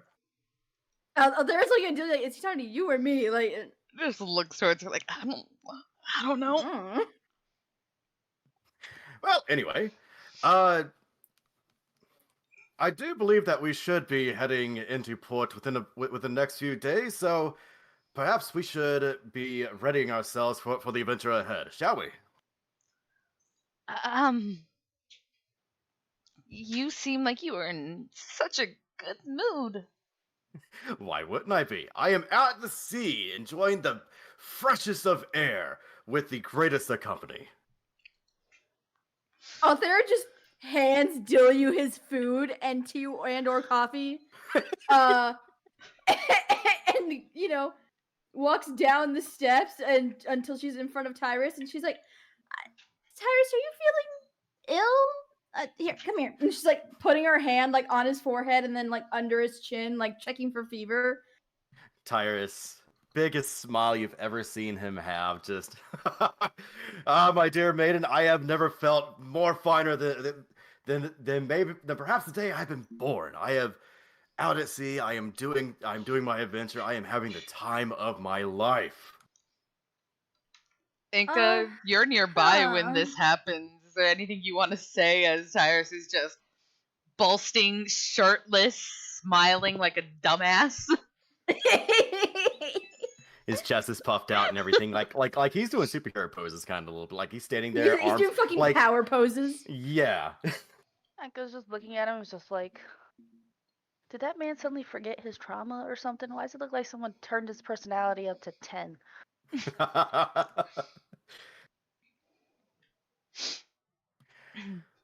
Well, I must say, I have such a love for adventure and finding new and exciting things in this world. There's so much out there waiting to be explored and be found. How can that not excite you? Right. You're just gonna shove food in his mouth. Just shh. Too early for this. Too early for this. Stop it. Yeah, Althera looks at her. She's like, I agree, Tyrus. Although I think our first objective is to go on an adventure and find where your shirt is. Why are you without your shirt? Well, I left that down in my cabin. It's I felt the need to feel the breeze against my skin. And Right. honestly, I would have gone much further, but that would be very much inappropriate for for those in company. So I went with this, and I've always needed a bit more of a tan. When he says I would have gone further, instant, like her ears, like the tips of her ears turn red, as do her Oh, cheeks, as she's like, "Excuse me." he says, "My apologies. Ignore my crass sense of humor." You're certain you're feeling all right? As I said, I've never felt better. I am out at sea with my friends, enjoying life to the fullest. Right. Where's Fate? As soon as you say that, right next to you. Fate, what's wrong with Tyrus? Bork. Because this is affecting you, it is most likely affecting Fate. Oh, Because she is connected to your soul. So, Fate, as soon as she appears, you watch as she is doing a little happy little doggy dance. Just her forepaws is going back and forth, just happy as can be. Right. Well. So, when did the sudden personality shift happen, Tyrus? I beg your pardon, personality shift. I've always enjoyed going on adventures like this. I've always enjoyed seeing the world. That's one of my passions in life. I've been able to scour most of Exandria, go through Marquette, Islecross. I've even gone through parts of Tal'Dorei and Wildmount as well, which is where I met my fine friends today. Dilly looks very concerned. Oh, also, I could not forget my wonderful friends that I found. What's the name of the island again? Port Zlalo. No, the Carnival Palmaflora? Island. Rumplecusp. Rumblecusp. And of course, how could I forget the wonderful and exciting adventure of Rumblecusp? Dilly almost spits out the coffee like, didn't you die there? Yes, I certainly did. But I lived! And I am well today. Inca, how you doing? I'll say, Althera's looking at Enka like, what the fuck? Has this happened before? It's possible this is a delayed effect of the candies. It's only happened once when he got his soul back. Essentially. Can someone, either Althera, Inca, or both, roll me a Arcana check real quick for me? I'm good at that. Yeah, I'd say Arcana or Insight. Hey, I rolled pretty good considering. Fuck! Wait, I have advantage on insight. Can I? It's not I don't have insight. anything to re-roll. It's Arcana. Fuck! I don't have anything to like make me re-roll. And I'm not Sorry, I aware. got a 19. This is homophobic. Althera, I'm the one that does magic. Is that so? Is you that look this point- concerned. Hold the fuck on. You look concerned. You're trying to figure out and make sense. Inca, you know 100%. This is your candy. This is your fault. Now, whether or not you want to say it, Like it's just like, I'm not giving him any more. So Tyrus at this point is he perks up, ears whoop, up in the air as an excited idea comes to his mind, and he pulls out the map and he goes, "You know what? Yes, yes." And he starts looking through the map and he's starting to head towards the stairs. Althera's following close behind. Mr. Tyrus, where are you going?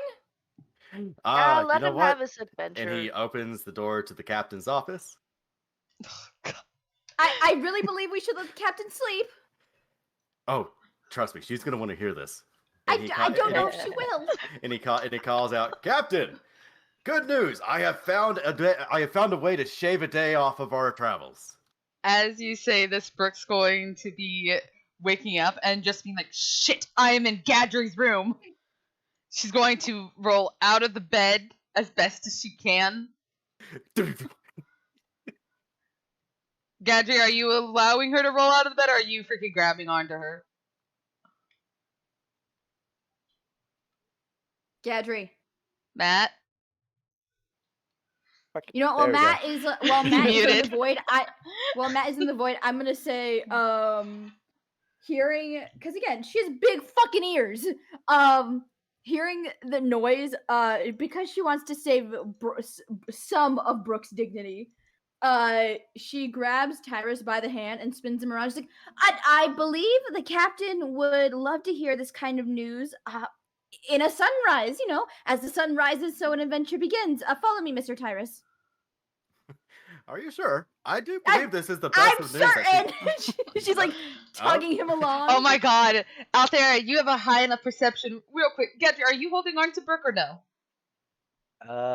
No, Gadry's not holding on to Brooke. Cool. So as Brooke stumbles out of the bed, her feet freaking landing, and she like stumbles forward like shit. Altair, you have a high enough perception to hear that there's footsteps coming from Gadry's room. They don't sound as heavy for Gadry though. Yeah, no, that's why I saw my perception. I'm like, oh, her with her fucking ears, she'd hear, and she's like, Tyrus, and again, she realizes she has to kind of feed into it. She's like, I mean, how would you feel? Would you rather hear such exciting news in such a dimly lit office, or would you want to hear it with the wind in your hair and the sun on your face? I mean, I would love to hear it as soon as I can, because any chance for exciting adventure, I would like to know as soon as possible. Besides, Brooke has lights. Right. Although I'm sure the captain needs to get dressed first. So while that's happening, why don't you come outside with me to regale me with one of your exciting stories that you have promised me multiple times that you would. Roll a persuasion check. I'm good at that. I don't know if I have like advantage on it, but I know I'm good at it. Persuasion, I think you did. I'd say yeah. Considering you're touching on Adventure Tyrus, one of Adventure Tyrus's, enjoyments in life. No, you don't have a advantage. Well, you have advantage because you have advantage on Tyrus right now, but you only have insight investigation. That's it. She's also playing. She realizes that she's like, oh, I kind of recognize this archetype, and so she's kind of playing the doe. I mean, she's already kind of a doe-eyed maiden, but she's like playing up the doe-eyed maiden act. Yes! Yes! 30! So Tyrus immediately, as soon as he hears the opportunity to regale a story of adventure and whimsy, he has the biggest smile and goes, you know what? Yes, I have promised you such. Have I ever told you the story about how I made it to, what's that city? The three-tier lake city in Marquette? It is Eos. Yes. Let me regale you the story of Eos, a awesome city that is basically like a lake upon a lake upon a lake, and the entire city is built upon these lakes. It is the most beautiful sight you have ever seen. As you two are heading out of the office, out there with your high perception, you see Brooke peeking out of Gadry's office like, shit. Yeah, Althera looks at Brooke and then hugs onto Tyrus's arm and she's like, yes, let's walk and talk. The blood flow will help stimulate your memory. But do you not think that Brooke would enjoy such a story as this? I mean, kill two birds with one stone and all that. I have the map here and the story. Yes, well, Tyrus, as you are in all of your adventures, I'm sure you have met many a woman. It can take women some time to get ready. I'm sure the captain wants to make sure she's dressed and fully awake. So let's walk and talk. Tyrus, in your ring starts to glow, and you hear Brooke's voice coming from it saying, "I will be right out. I am getting dressed." Is it like saying it like in that cadence, like every single word has a period? Yes. Just Tyrus, I will be right out. I am getting dressed. Well, very well. I guess I shall. I guess I shall regale you with this story more, and perhaps regale it to you again when Brooke is out here. I would adore that. And meanwhile, in the back of her head, all she can think of, I hope the captain has a really good reward for this. She does want to hear Tyrus' story, but not when he's adventure protagonist Tyrus. He's kind of haughty. So, friend, Brooke is going to close the door and just go, "Oh my god," and freaking rub her face and just look towards Gadry. Nor. She's going to use Mage Hand to smack him a bit before she freaking goes to smack him on the head a bit before she goes to sneaks into her room Which Gadry. and crashes back on her bed just like I'm done. I'm not going out there. Gadry, what? Gadry wakes up. As everyone's waking up, I need who wants to roll Inca, Altera, or Tyrus? Roll what? We'll have Inca The D- roll. For the D20 to see if anything happens. Inca, can you roll a D20 for me? Man, I could have used that number anywhere else. 18. Oh, that's what Gadget rolled, isn't it? Reroll, because I don't want there to be nasty smells right now. We'll do that. We'll do the different one. 2. 2.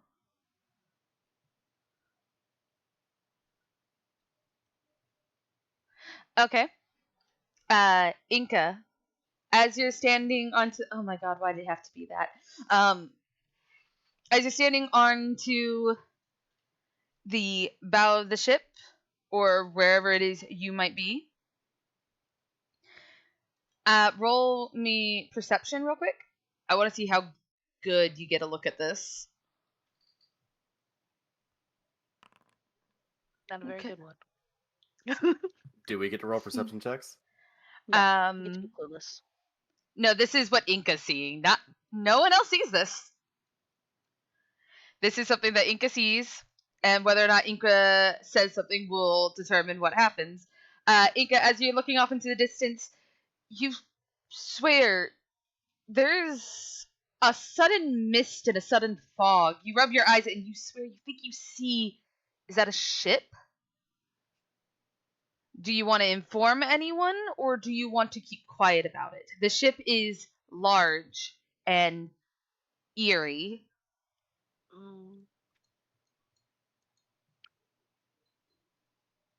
Hey, Tyrus! No. God damn it. In the middle of his story, he's regaling her. It's like, and of course, you gotta go to the yes, Lady Inca. There's a ghost ship out there. Go get it. As soon as you say that, his eyes go wide and he... Tyrus, roll perception. Altera, if you want to, now that it's drawn to your attention, if you want to roll, you can. Yeah, I'll go ahead and roll perception. I got advantage on this because this is potential danger.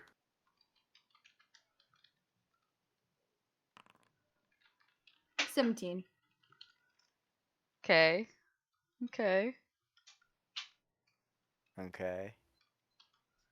Tyrus? 14.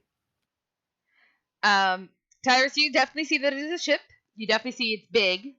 You see movement on the ship, but it doesn't seem like normal movement. Out there, as you look out there, you realize, strange. You can kind of see through that ship. And like in a ghost ship way, I can see through it, or in a ghost way ship. In a ghost way, you can see through it. It looks foggy. It looks interesting, and the movement of the people on there they seem to leave almost a trail behind them. Oh, it's an actual ghost ship. Immediately, Tyrus calls out, "Hail!" Actually, what would he say? Shit. Hold on. I'm not good at coming up with shit like that on the spot. Give me The one second. panic. Oh, he's panicking. Can I tell if the ghost ship is coming towards us, or does it just happen to be in the same area and is minding its own business? That's an investigation, I would say, because you're now investigating the movements of the ship instead of Hey, just I'm good trying to at see that. what that is. I'm also gonna roll investigation, especially since I have a fucking Why? advantage on that. 18. 22. You wasted my roll. Inga, you can't tell. You're kind of the fact that it is Althera has openly said, "Hey, that's a ghost ship," is kind Inga of is triggering up one of now your fears. scared.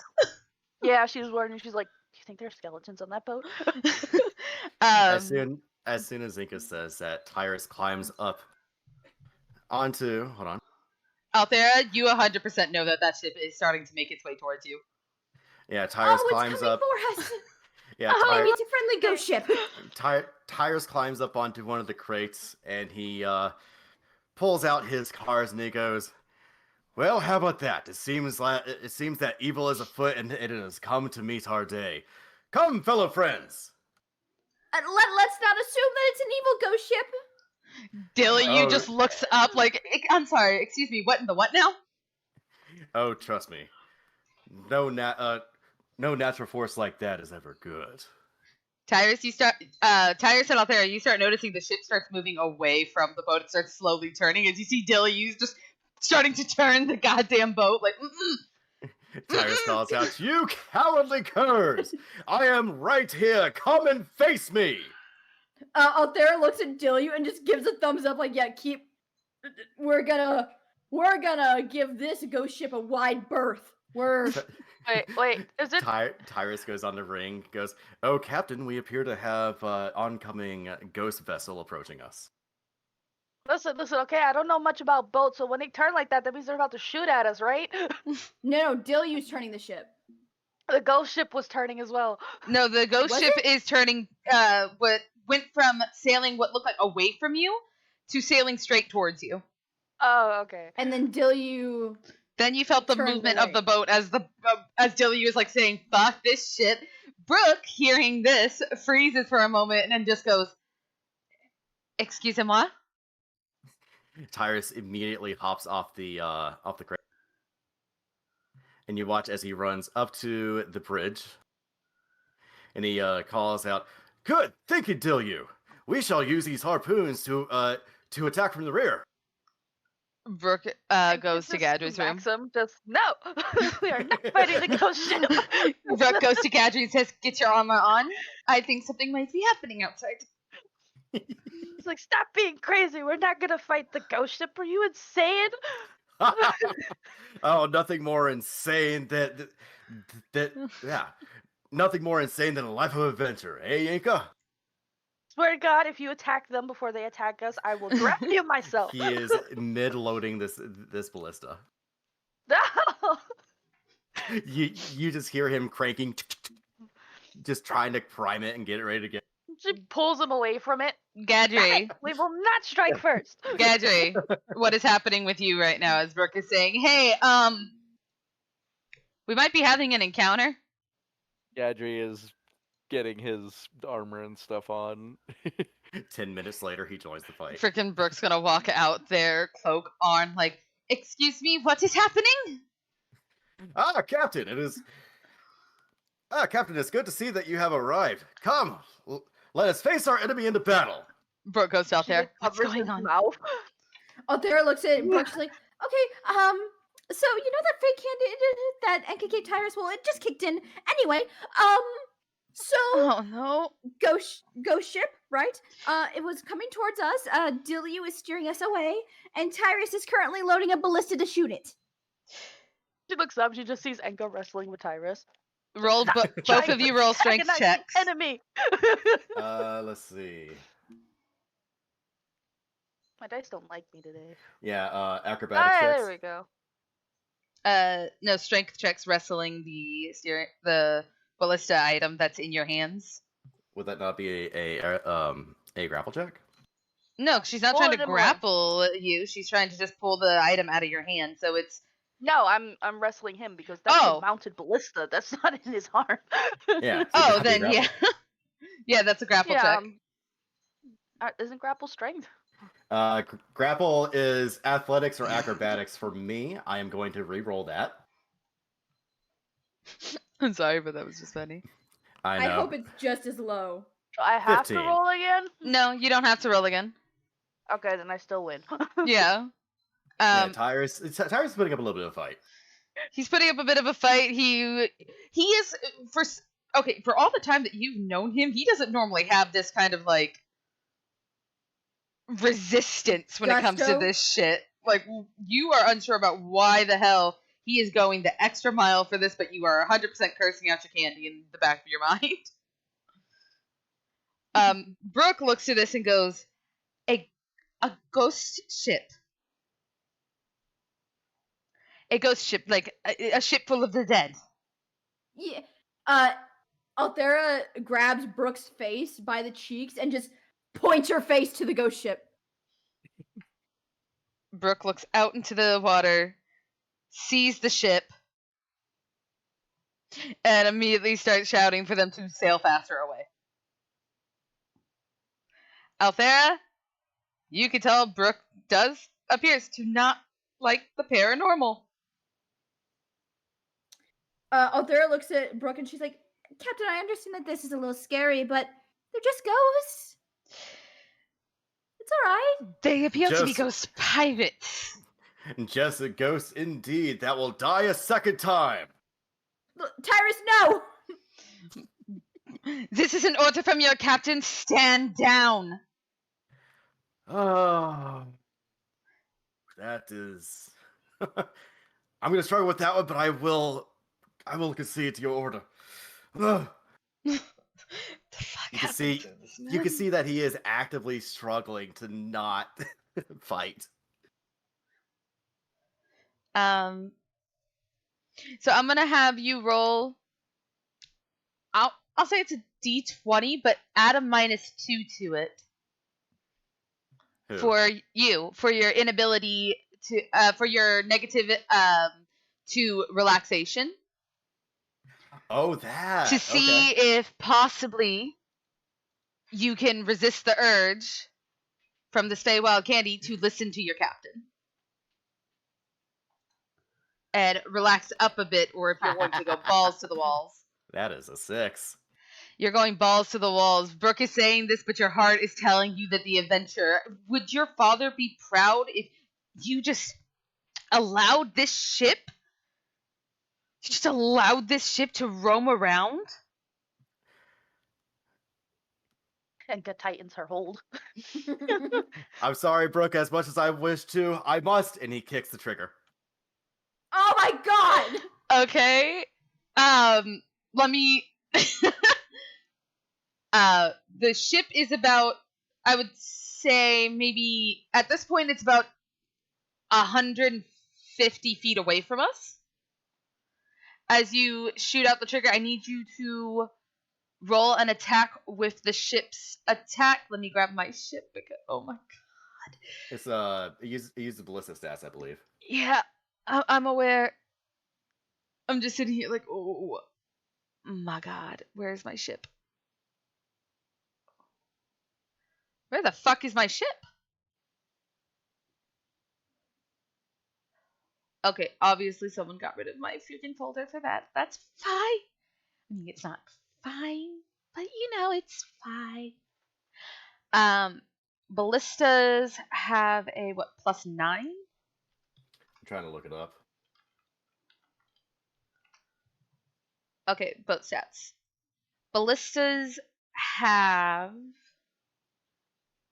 a actions. There it is. +5 weapon to attack ballista. for ranged weapons. I got a +6 here. Oh wait, I'm on- looking. Yeah, I was looking at the Yeah, other here. thing.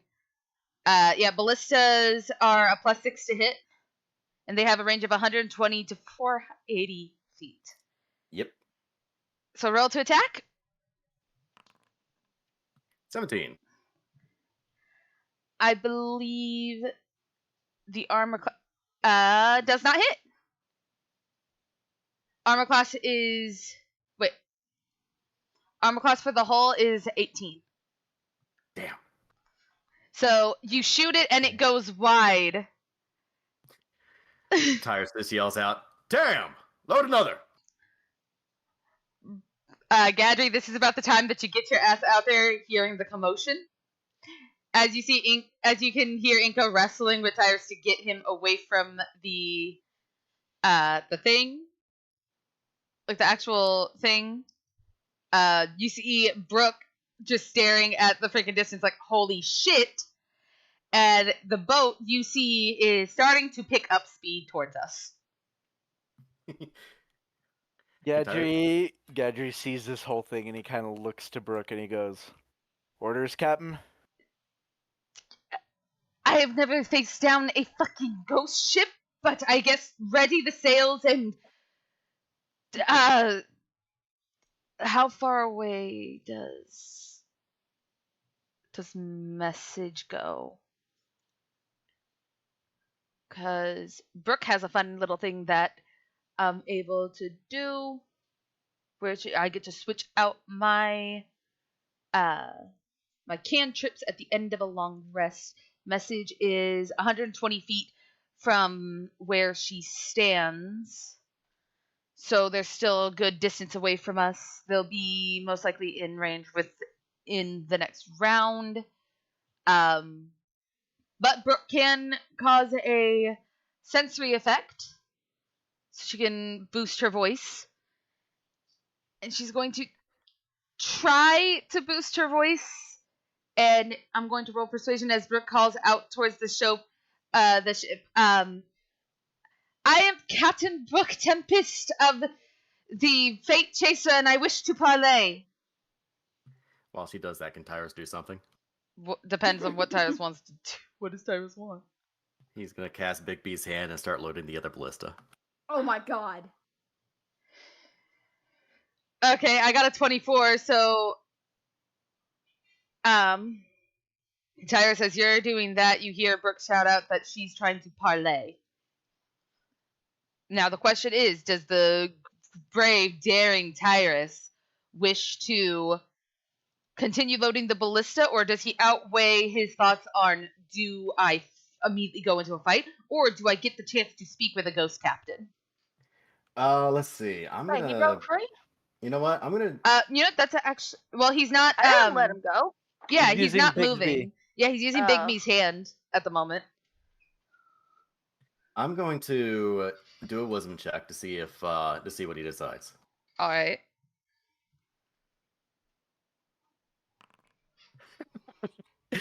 All right. You know what? Best option. Tyrus finishes loading the other one, and he calls out. What exactly does he call it? He calls out after Brooke calls out to parlay. He says, "And don't try any funny business. We have our weapons trained upon you." Brooke just looking at him I'm like. throwing him overboard. I'm throwing him overboard. Brooke just looks to To Inko. the water you go. Dilly, hearing this is slowing the ship down because parlay. Are you serious about throwing him overboard, or do you want to, or is there anything else you want to do? I'm seriously throwing him overboard. He's got Bixby's hand out. He can catch himself. Strength to throw this man. Pick him up and just yeet. All right. Tyrus is not going to fight that, actually. Damn. I'm too tired. I Oh no, haven't been to he's loading the other one. Oh no, I know, but she's throwing you overboard. You said you're not going to fight, so you're going overboard. But if you don't want Big Me's hand to catch you, then okay. Yeah, no. Tyrus is gonna keep Big B's hand over there, and as she tosses him overboard, he's gonna use Tasha's otherworldly guise, pop out his wings. Hiss. I hate you so much. The boat is slowly going to come into as it makes its way towards us, and we're all staring this down. Brooke's looking highly nervous as she looks out there and goes, "Wake up, Ixtal and Althera." So you watch as you say that. Tyrus suddenly appears into the sky with a pair of see-through angelic wings, and he is flying towards the ship. Like Inka's the just ghost gonna ship? lean over the Going edge and towards she's the just ghost gonna ship. she's just gonna yell to Brooks like, "Why is your man so damn extra?" Brooke looks at Althera and goes, "Why is he so extra?" Althera looks at him and she's like, it appears that the candy that Enka gave her turns him into an adventure book protagonist. Brooke Oh just my god. As soon as she says that, you hear off in the distance, "Tally-ho!" um I'm gonna go put my armor on. I'm tired of this. so Inca goes, Althera, do you go to get the others? Or do you stay above deck? Yeah, no, Althera goes to get the other. I'm not moving my token because That's fine. That's fine. We're hard. gonna be moving you back up anyway. But yeah, she she makes sure Lilith stays in her room. She's like, you stay here, stay where it's safe. No, I want to fight. Lilith, I you're going can to stay fight. here. You see You her are- hold out her hands, and you see claws start to form onto her fingertips. I can fight. Okay, tell you what. Why don't you focus on protecting Delia if any ghost pirates come aboard? She gives you a salute and immediately takes off running. Then she gets Ixtal, and she's a little hesitant to get Visorin, but she's like, you know what? No, he's part of the ship right now, and goes boom, boom, boom on his door. Not exactly like a boom, boom, boom, but knocking frantically on his door, like, Lord Visorin, please wake up now. You just hear a grumbling. God's above, child, if this is not an emergency. It's very much an emergency, sir. And by this point, normally this is not, this is not proper. Normally she has better manners, but she opens the door, and she's like, I normally wouldn't bother you, but, we encountered a ghost ship, and now Tyrus is heading towards the ghost ship, and now we're in a ghost ship fight. As soon as you say that, his ears twitch a bit. So Tyrus is going off. Oh, that was a crunchy twitch. Yeah, Tyrus. Sorry, I was redoing my my brace. I forgot you could hear it. Yeah, I'm just imagining as she's saying this, you just see Visorin head cocks to the side making the cracking sound. And so you watch Visorin look to you. His ears twitch at that, and he says, "So you're telling me that Tyrus is off to go fight the ghost ship?" Yes, a ghost ship that is heading for our ship. You just watch as a creepy smile forms on his face. Why are you smiling like that? He reaches over, grabs a half-eaten bear claw. "Let's go watch, shall we?" Watch? And she's like falling up the stairs. From like, what do you mean watch? Visorin comes up onto the deck, and he's trying his best to enjoy it. Like, you can see it is half-eaten, and he's now like nibbling at it, like picking off little bits and pieces and munching on it. She made it as bland as possible. Yep. Forget the Zorhas has horrible food. Ixtal is heading upward and just like passes Inca like a ghost ship. How Yes, a ghost ship. wonderful! How wonderful this day is just becoming as they head upstairs. Just ugh. Inka's got her armor back on. She's just like, I'm gonna purify every single one of them motherfuckers. If there's any skeletons on there, I'm gonna have to ask you to deal with it, please. Ixtal just gives her a pat on the shoulder. Don't worry, I've got this. As the Gadri, is there anything you're doing to prepare?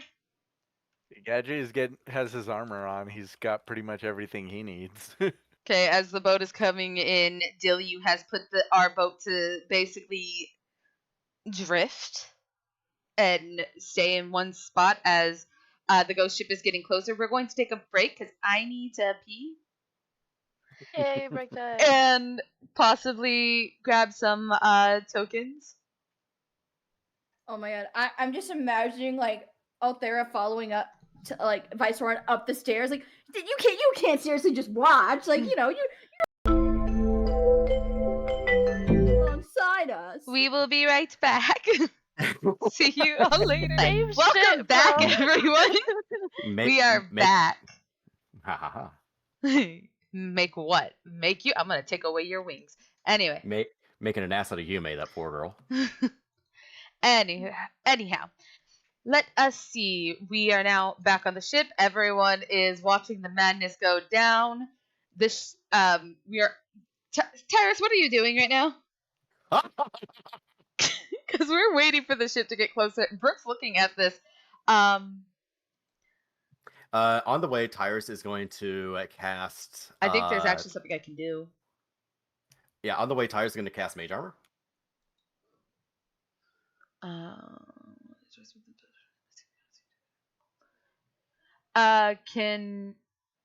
As Tyrus is actually heading out, the moment he starts heading out, can Brooke do something real quick? If you want to. Can I have Tyrus make a strength roll?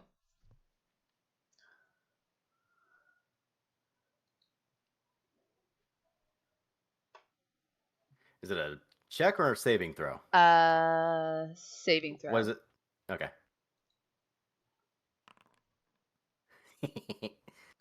6. You know what? I will Cool. keep that because I don't know what's happening. I don't know what's going to happen. Okay, you get pulled 10 feet towards Brooke, and you take 12 points of lightning damage as Brooke pulls you back and goes, "Do not fucking move, hold still!" As she uses lightning lure on you. Double check I get something real quick. zapped. You get zap zap. Zap zapped. She pulls you towards her, Alright. slam, and sits your butt on the frickin' ship and tells you, "Hold still." Okay, well, Tyrus' flying speed is 40 feet, so you pulled him 10. 10 feet towards her as she's pulling you forward and telling you, "Get your ass over here." So he's 30 feet off the ship. But yeah, he perks up, looks back to her. But they are coming. We must face our enemies in the battle. If we face our enemies in the battle, then we must face them in the code of the pirates as we are. You are disturbing the code of parley. Althera looks at sorry. I was gonna say persuasion check, please. What was Althera doing? And I'll say advantage. She's gonna look at Brooke. She's like, pardon me, Captain. What is parlay? I don't know why it only rolled. Let's roll twice, damn it. Fuck, that was so close, but it's fine. No, stop! Ignore that last one, goddamn! I love it. Damn, not just kidding. Yeah, he's 22. Yep, he gives a nod. You know what? You are right. My apologies, Captain. And he comes back. And Brooke's going to look at Althera and go, "It is a conference between the two opposing sides. Basically, I would like to speak with their captain, and their captain will speak with me, and we will decide whether or not this is going to end in blood, or whatever they bleed." As soon as she finishes saying that, 5 ethereal cards will start appearing around her and floating. I will say, when she says this, Althera, kind of being subtle, kind of not, says, "That is a very good and mature and adult decision you've made, Captain." And like looks pointedly at Viceroy, like, see? Brooke just looks at her like, "Why are you talking like that?" Viceroy just looks annoyed as he looks at Brooke and goes, "I was so hoping that you would let him go first." Brooke's just gonna shoot a glare at him and just go, Shoots a glare back. fucking shrinks in to honor herself a little bit as she's just like, and just looks forward, trying to straighten herself. "I do not need your assistance, Viceroy. You can go sit down in the dining room. This is fine." Question. Can Althera cast? Where is it? It's not here. God fucking damn it! I have What would you like to cast? Well, I'm trying to see if I have it. Well, It's a thing. She wants to cast heroism. Will that help her feel better? I'm not sure because this isn't a effect she's under. It's like an actual fear. Would heroism take care of that? It would actually. It would make you immune to fear. So I'm immune to the fear condition, but would it change my state of mind Brooke is terrified of ghosts? Yes, that is a fear of yours. You are immune to Okay. being frightened and gains temporary hit points equal to the spellcasting ability modifier at the start of its turn. When the spell ends, target loses any remaining temporary hit points from the spell. So you gain 4 extra hit points, and you're not afraid anymore. Brooke freaking sits up straight and she goes, "It's fine. I can handle this." Yeah, no. So Althera looks at cast. It's not casting on D&D Beyond. Please tell me I have it here. It's In fine. I Fountain. added the temporary points. Okay, good. Cause it is here. Okay. Okay. Woo! Cool. Yeah. So she's gonna look at Brooke, and pull her. She's gonna look at Brooke and like place her hands as best she can on her shoulders, and she's like, "Captain, you've got this. I don't know a lot, but as a noblewoman, I know that negotiating can be difficult, but I believe in you. As we all should believe in you." Like, he gives again a little pointed look towards Visoran, like, be encouraging, damn it. Visoran just looks. But mostly smiling at Brooke, like, you got this. Visoran just looks to Althera as she says this, eyebrow raised, and goes, "So you are a noblewoman. Interesting." She told him she was a noblewoman. No, you were about to, and you almost let that slip. No, she said she's a noblewoman. She almost let it slip that she's a princess. Yeah. She let it know that she was a noble, but she said she was a lady.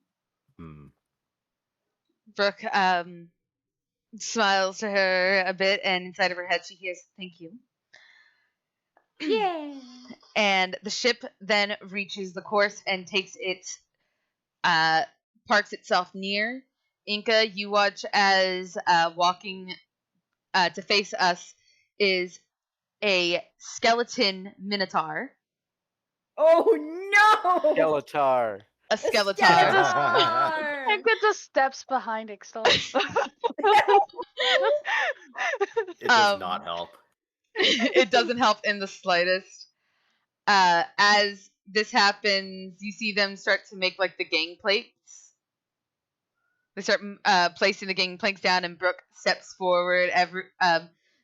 Everyone is taking a step back as the captain, a ghostly vestige of looks like a drowned sea elf, starts walking towards everyone. They are tall. They are spectral. And they are absolutely horrifying looking, essentially. Are they hot?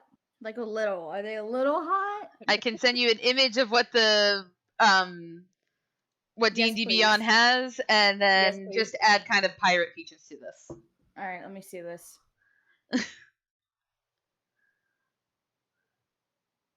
Smash. Anyway, so Brooke looks up. Brooke looks up to them and goes, "Hello. I am Captain Brooke of the Fate Chaser. Might I ask your name?" As they look down towards Brooke, and they lean close, and they say, "Fuck! I almost freaking went into like a weird Visoran voice." Yes, do it. Give me the weird Visoran voice. Come on, have fun with it. No. I need to freaking my name generator went missing. This is fucking bullshit. My name is Want me Jeff. to pull one up? No, I got it. It's fine. My name is Jeff. I'm gonna punch you, Matt.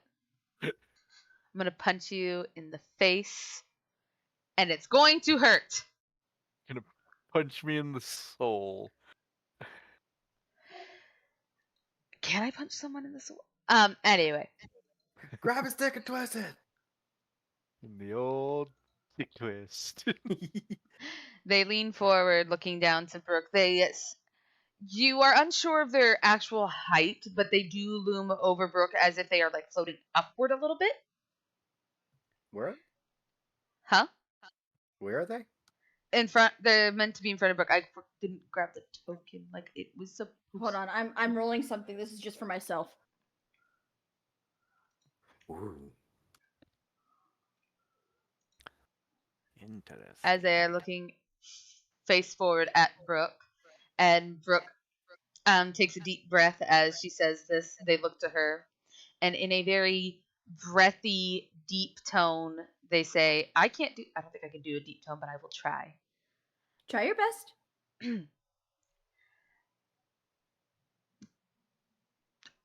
I realize that I have a name for them, but I didn't have a name for the ship. Once they speak, I'll do this roll. But just go on.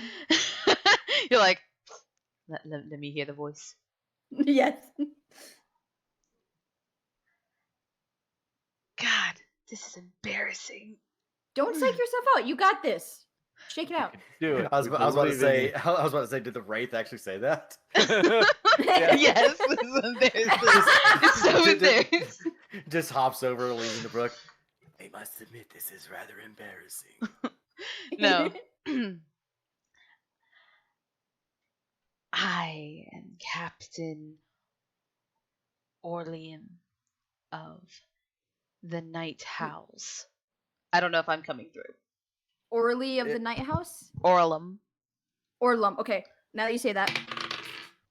Fuck! Okay, so, if I may. Go for wise it. DM, if I may.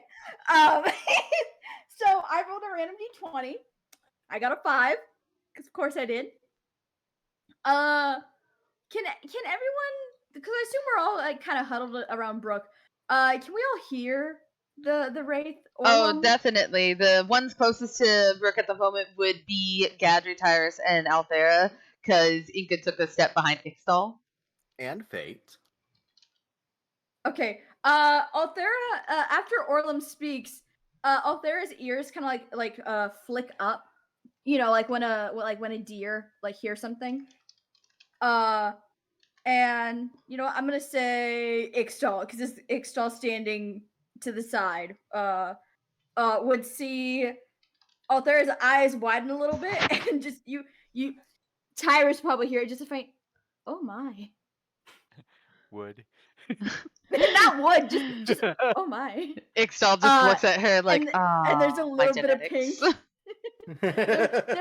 there's a dusting of pink on her. She's like, oh. Oh no, he's And that's all. hot. That's all I want to do. Inca, you Tyrus hear upon- Ixtal just go, I tap that.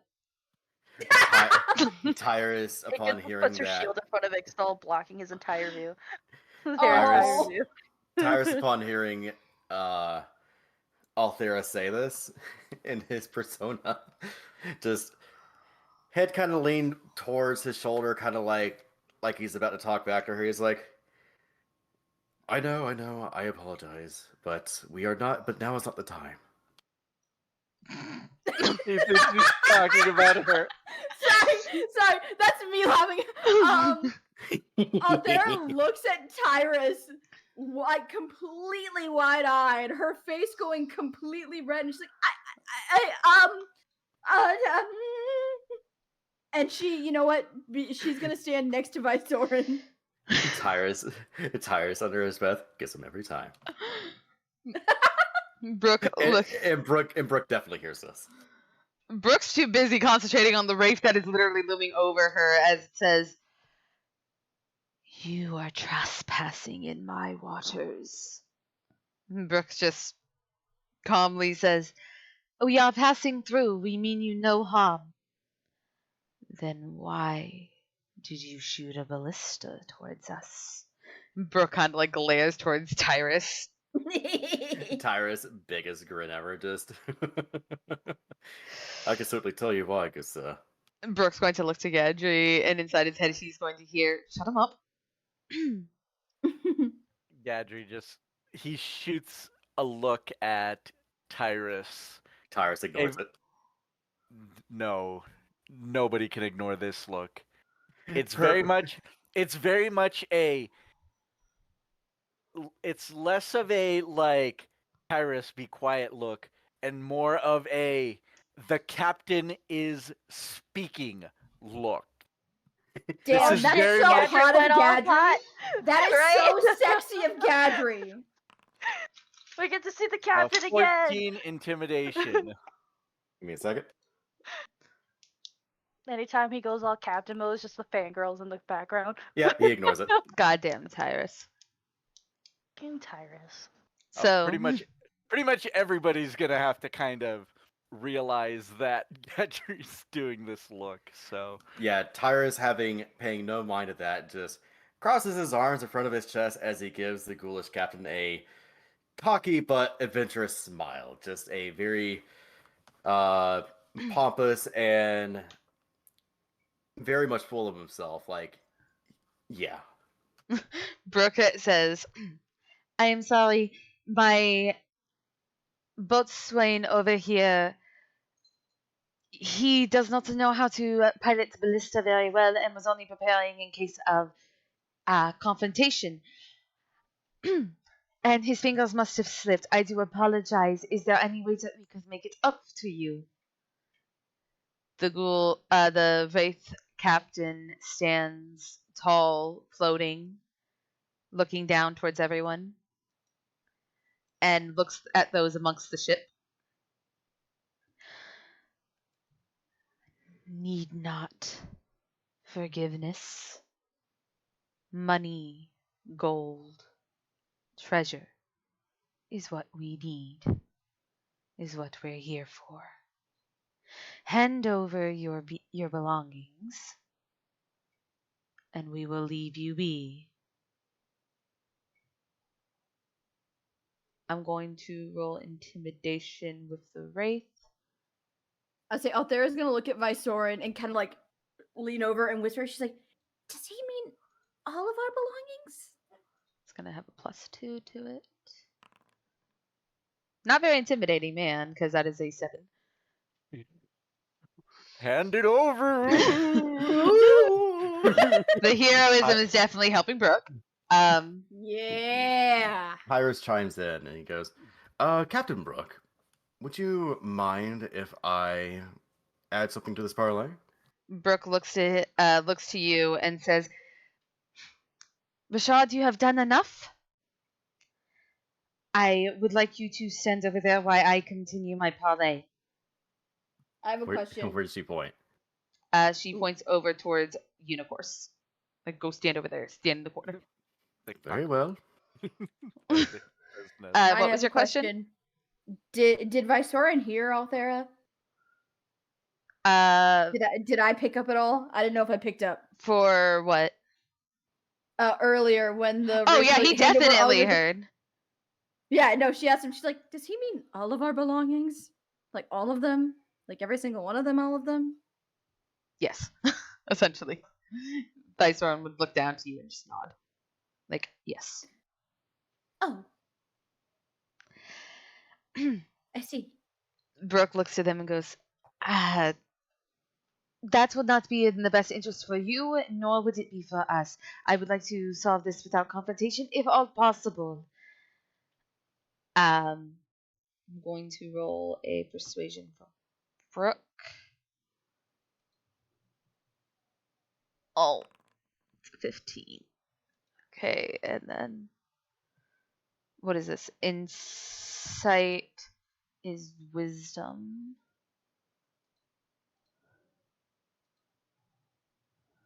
Okay, so they actually look to her and they look to amongst the team. But how smart, Skelly, do you think a Wraith would be? He has 6 ghouls and 6 ghosts with him. Well, based on the intelligence, and what he sees. Intelligence is 12. I know what his intelligence is. I'm looking at it. He is. I mean, if I was going to say, you're made a persuasion of 15. Yes. I mean, I would say that he wouldn't be happy with that deal.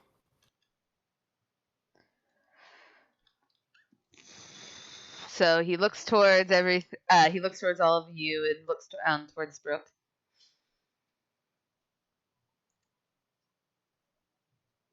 And he says, "A pirate like you would know that that is not how things work on the sea. You will hand over your belongings and bring them to the front of the ship, or we will have no choice but to sink you." And Brooke looks to them and says, "I will converse with my party and get back to you." And they give her, and they look down towards you and say, 5 minutes, but only 5. And moves back towards their ship for now. As Brooke turns to look at everyone. It's at this point you watch the wings go off at Tyrus. Shooting him would look like bruh. It only lasts a minute. Althera looks at Brooke a little worried. She's like, "So, do we have to hand everything over?" We are not handing over our items. I would say I am not the best at trying to handle things diplomatic because guess what? Your little spell only wears for only about a minute. I could try. I was about to say I can as well if you wish for diplomacy or No. No, you are not allowed to Yeah, say shit right now. Everybody, like when Tyrus says, I could do it, I am everybody just not kinda talking goes, to any of you but the captain. Brooke looks at him like, you shot he a is- ballista. Yes. And he is shooting the others a look before he looks back to Brooke. Trust when I say I have our best intentions at heart, even though I struggle sometimes to maintain my excitement. But in this case, I can see how much danger we are in, and I am willing to try to take this parlay in a direction of our favor. Brooke Well, she sighs. has 2 people that volunteered. I know, Brooke sighs a heavy sigh and says, Tyrus, while you are under the effects of whatever this is, I would prefer if you did not do the speaking. It might cloud your judgment and it might cloud your mind. I would ask if possibly Althea helped alongside with me in the situation because she seems to know more about diplomacy due to her status as a lady. And you don't think I haven't been diplomatic? I think right now that your brain might be clouded, and this is the best judgment that I am giving. He bites his tongue before he... Very well. But please do note that I am not willing to negotiate in giving up our things or giving them an inch. You might not be willing, and that is why you are not going to be a part of this conversation as diplomacy. Your mind is not in a spot where you are able to handle that. Althea and I are in more of a clearer mind. Althea, Yes, Captain? come with me.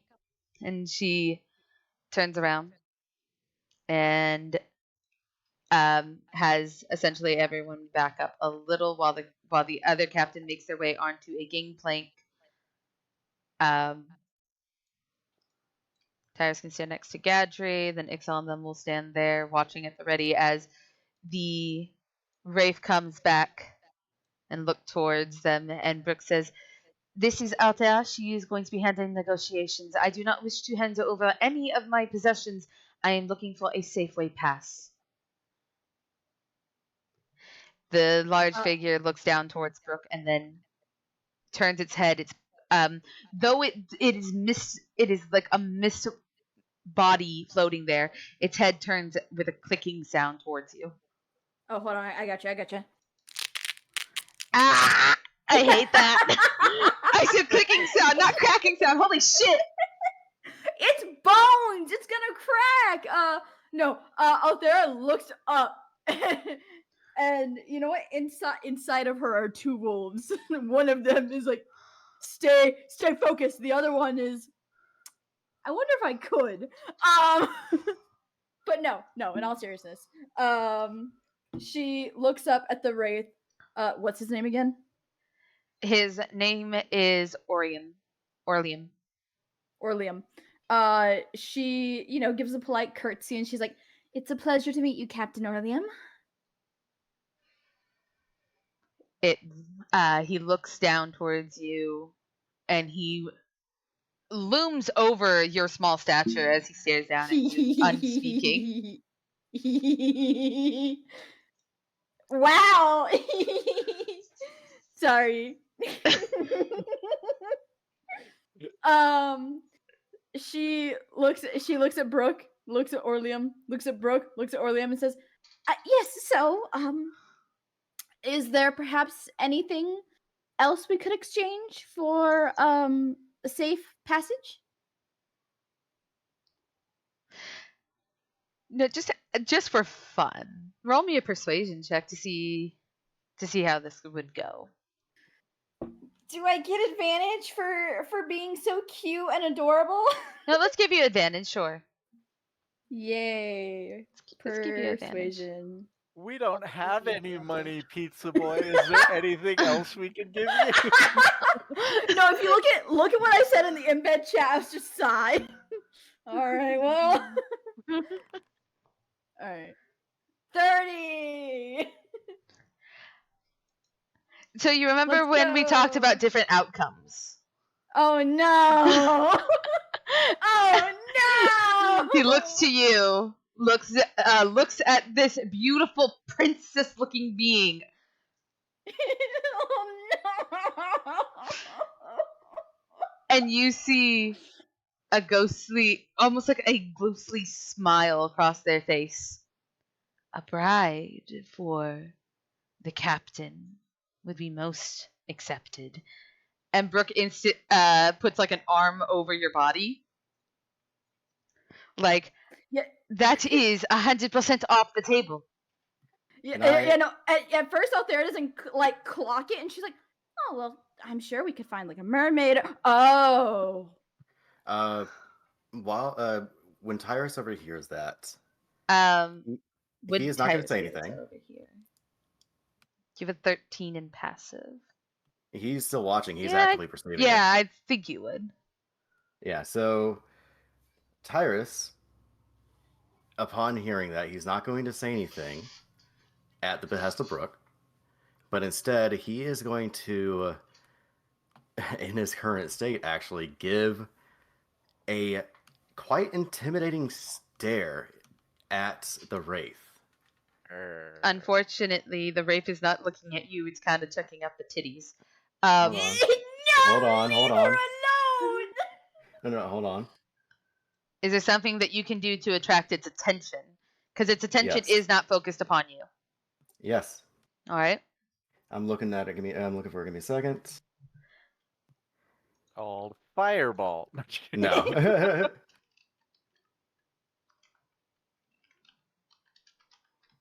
All right.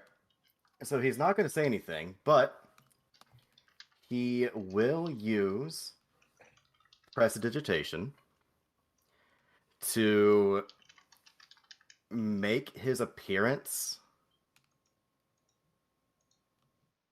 To make make a sudden shift in his appearance that would catch the Wraith's eye, because while he is looking at Althera, Tyrus is right in the background of his vision. And using that, he's going to make an intimidating stare down at the Wraith.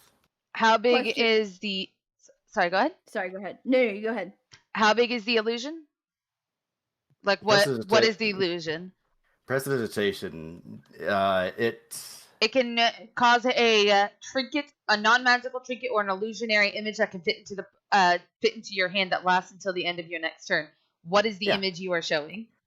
Basically, I am. You know what? I'm going to make him look like he's grinning much further than he should as he stares down at this wraith. Like full on evil anime protagonist, just ear to ear smile as he's staring at this wraith, like he's holding back only because of the word of his captain and nothing more. Okay, my question is, what is Ixtal doing? I'm curious. For no other reason, just curious. Ixtal's watching. Just But yeah, it's tapping their basically chin. prestidigitation basically creates an instantaneous harmless sensory effect. I'm aware. And that sudden shift in his face, I'm hoping would be enough to actually catch his attention because, like I said, Tyrus is in the background of his view. Yes, but unfortunately, his eyes are occupied by Brooke and Althera, and his passive perception on a wraith. So I can't try to roll anything to catch his attention because that's what I'm trying to do trying to catch his attention. and intimidate him. I would say to try to catch his attention, I would ask you to roll performance. Okay. And I'm going to see if he cares. 19.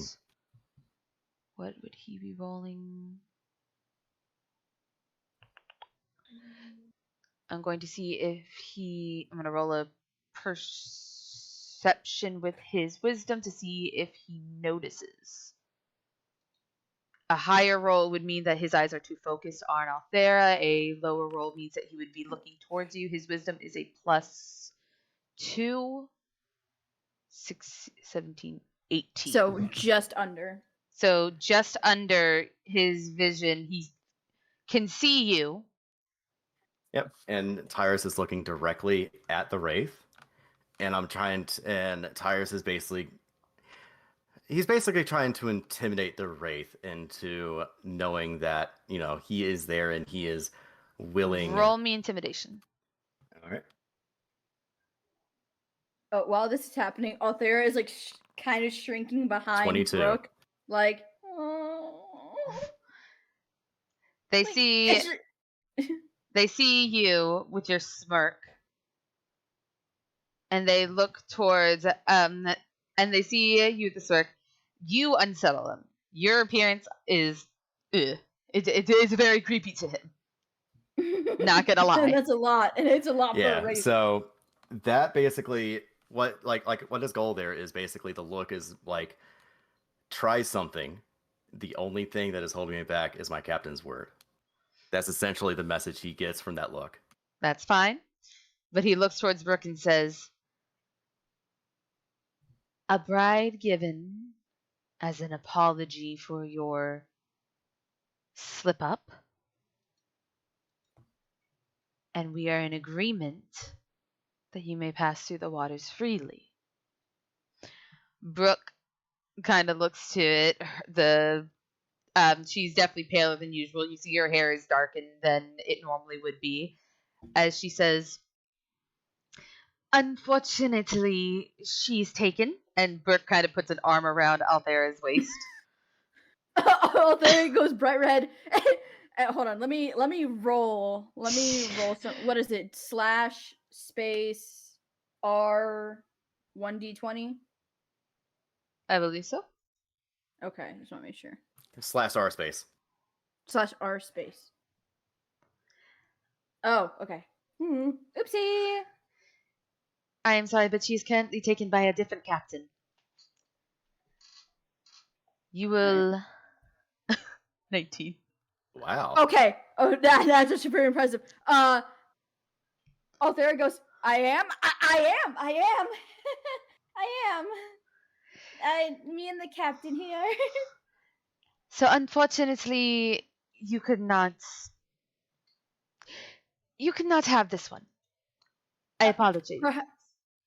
Althera kind of untangles herself from Brooke a little bit. She's like, but perhaps there's something else.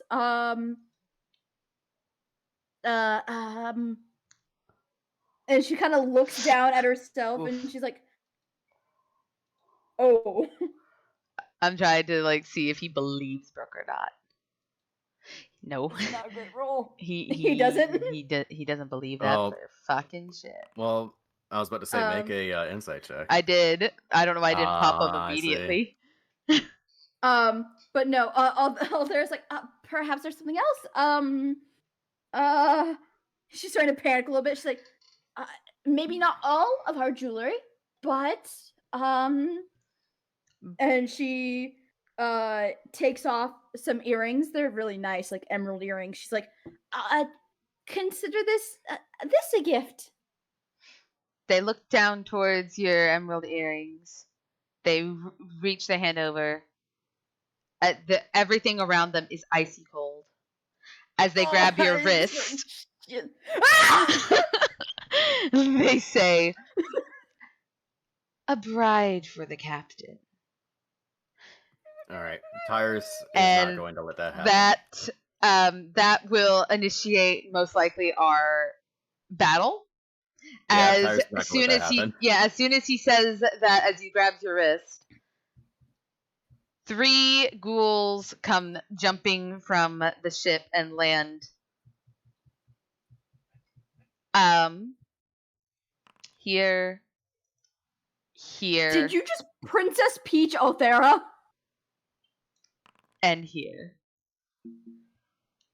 We will be going into combat, but I think we're gonna hold that off till next because Nevi is not going to be.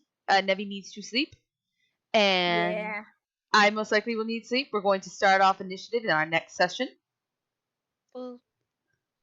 Nice. For the Heart of Althera. Oh no! I apologize.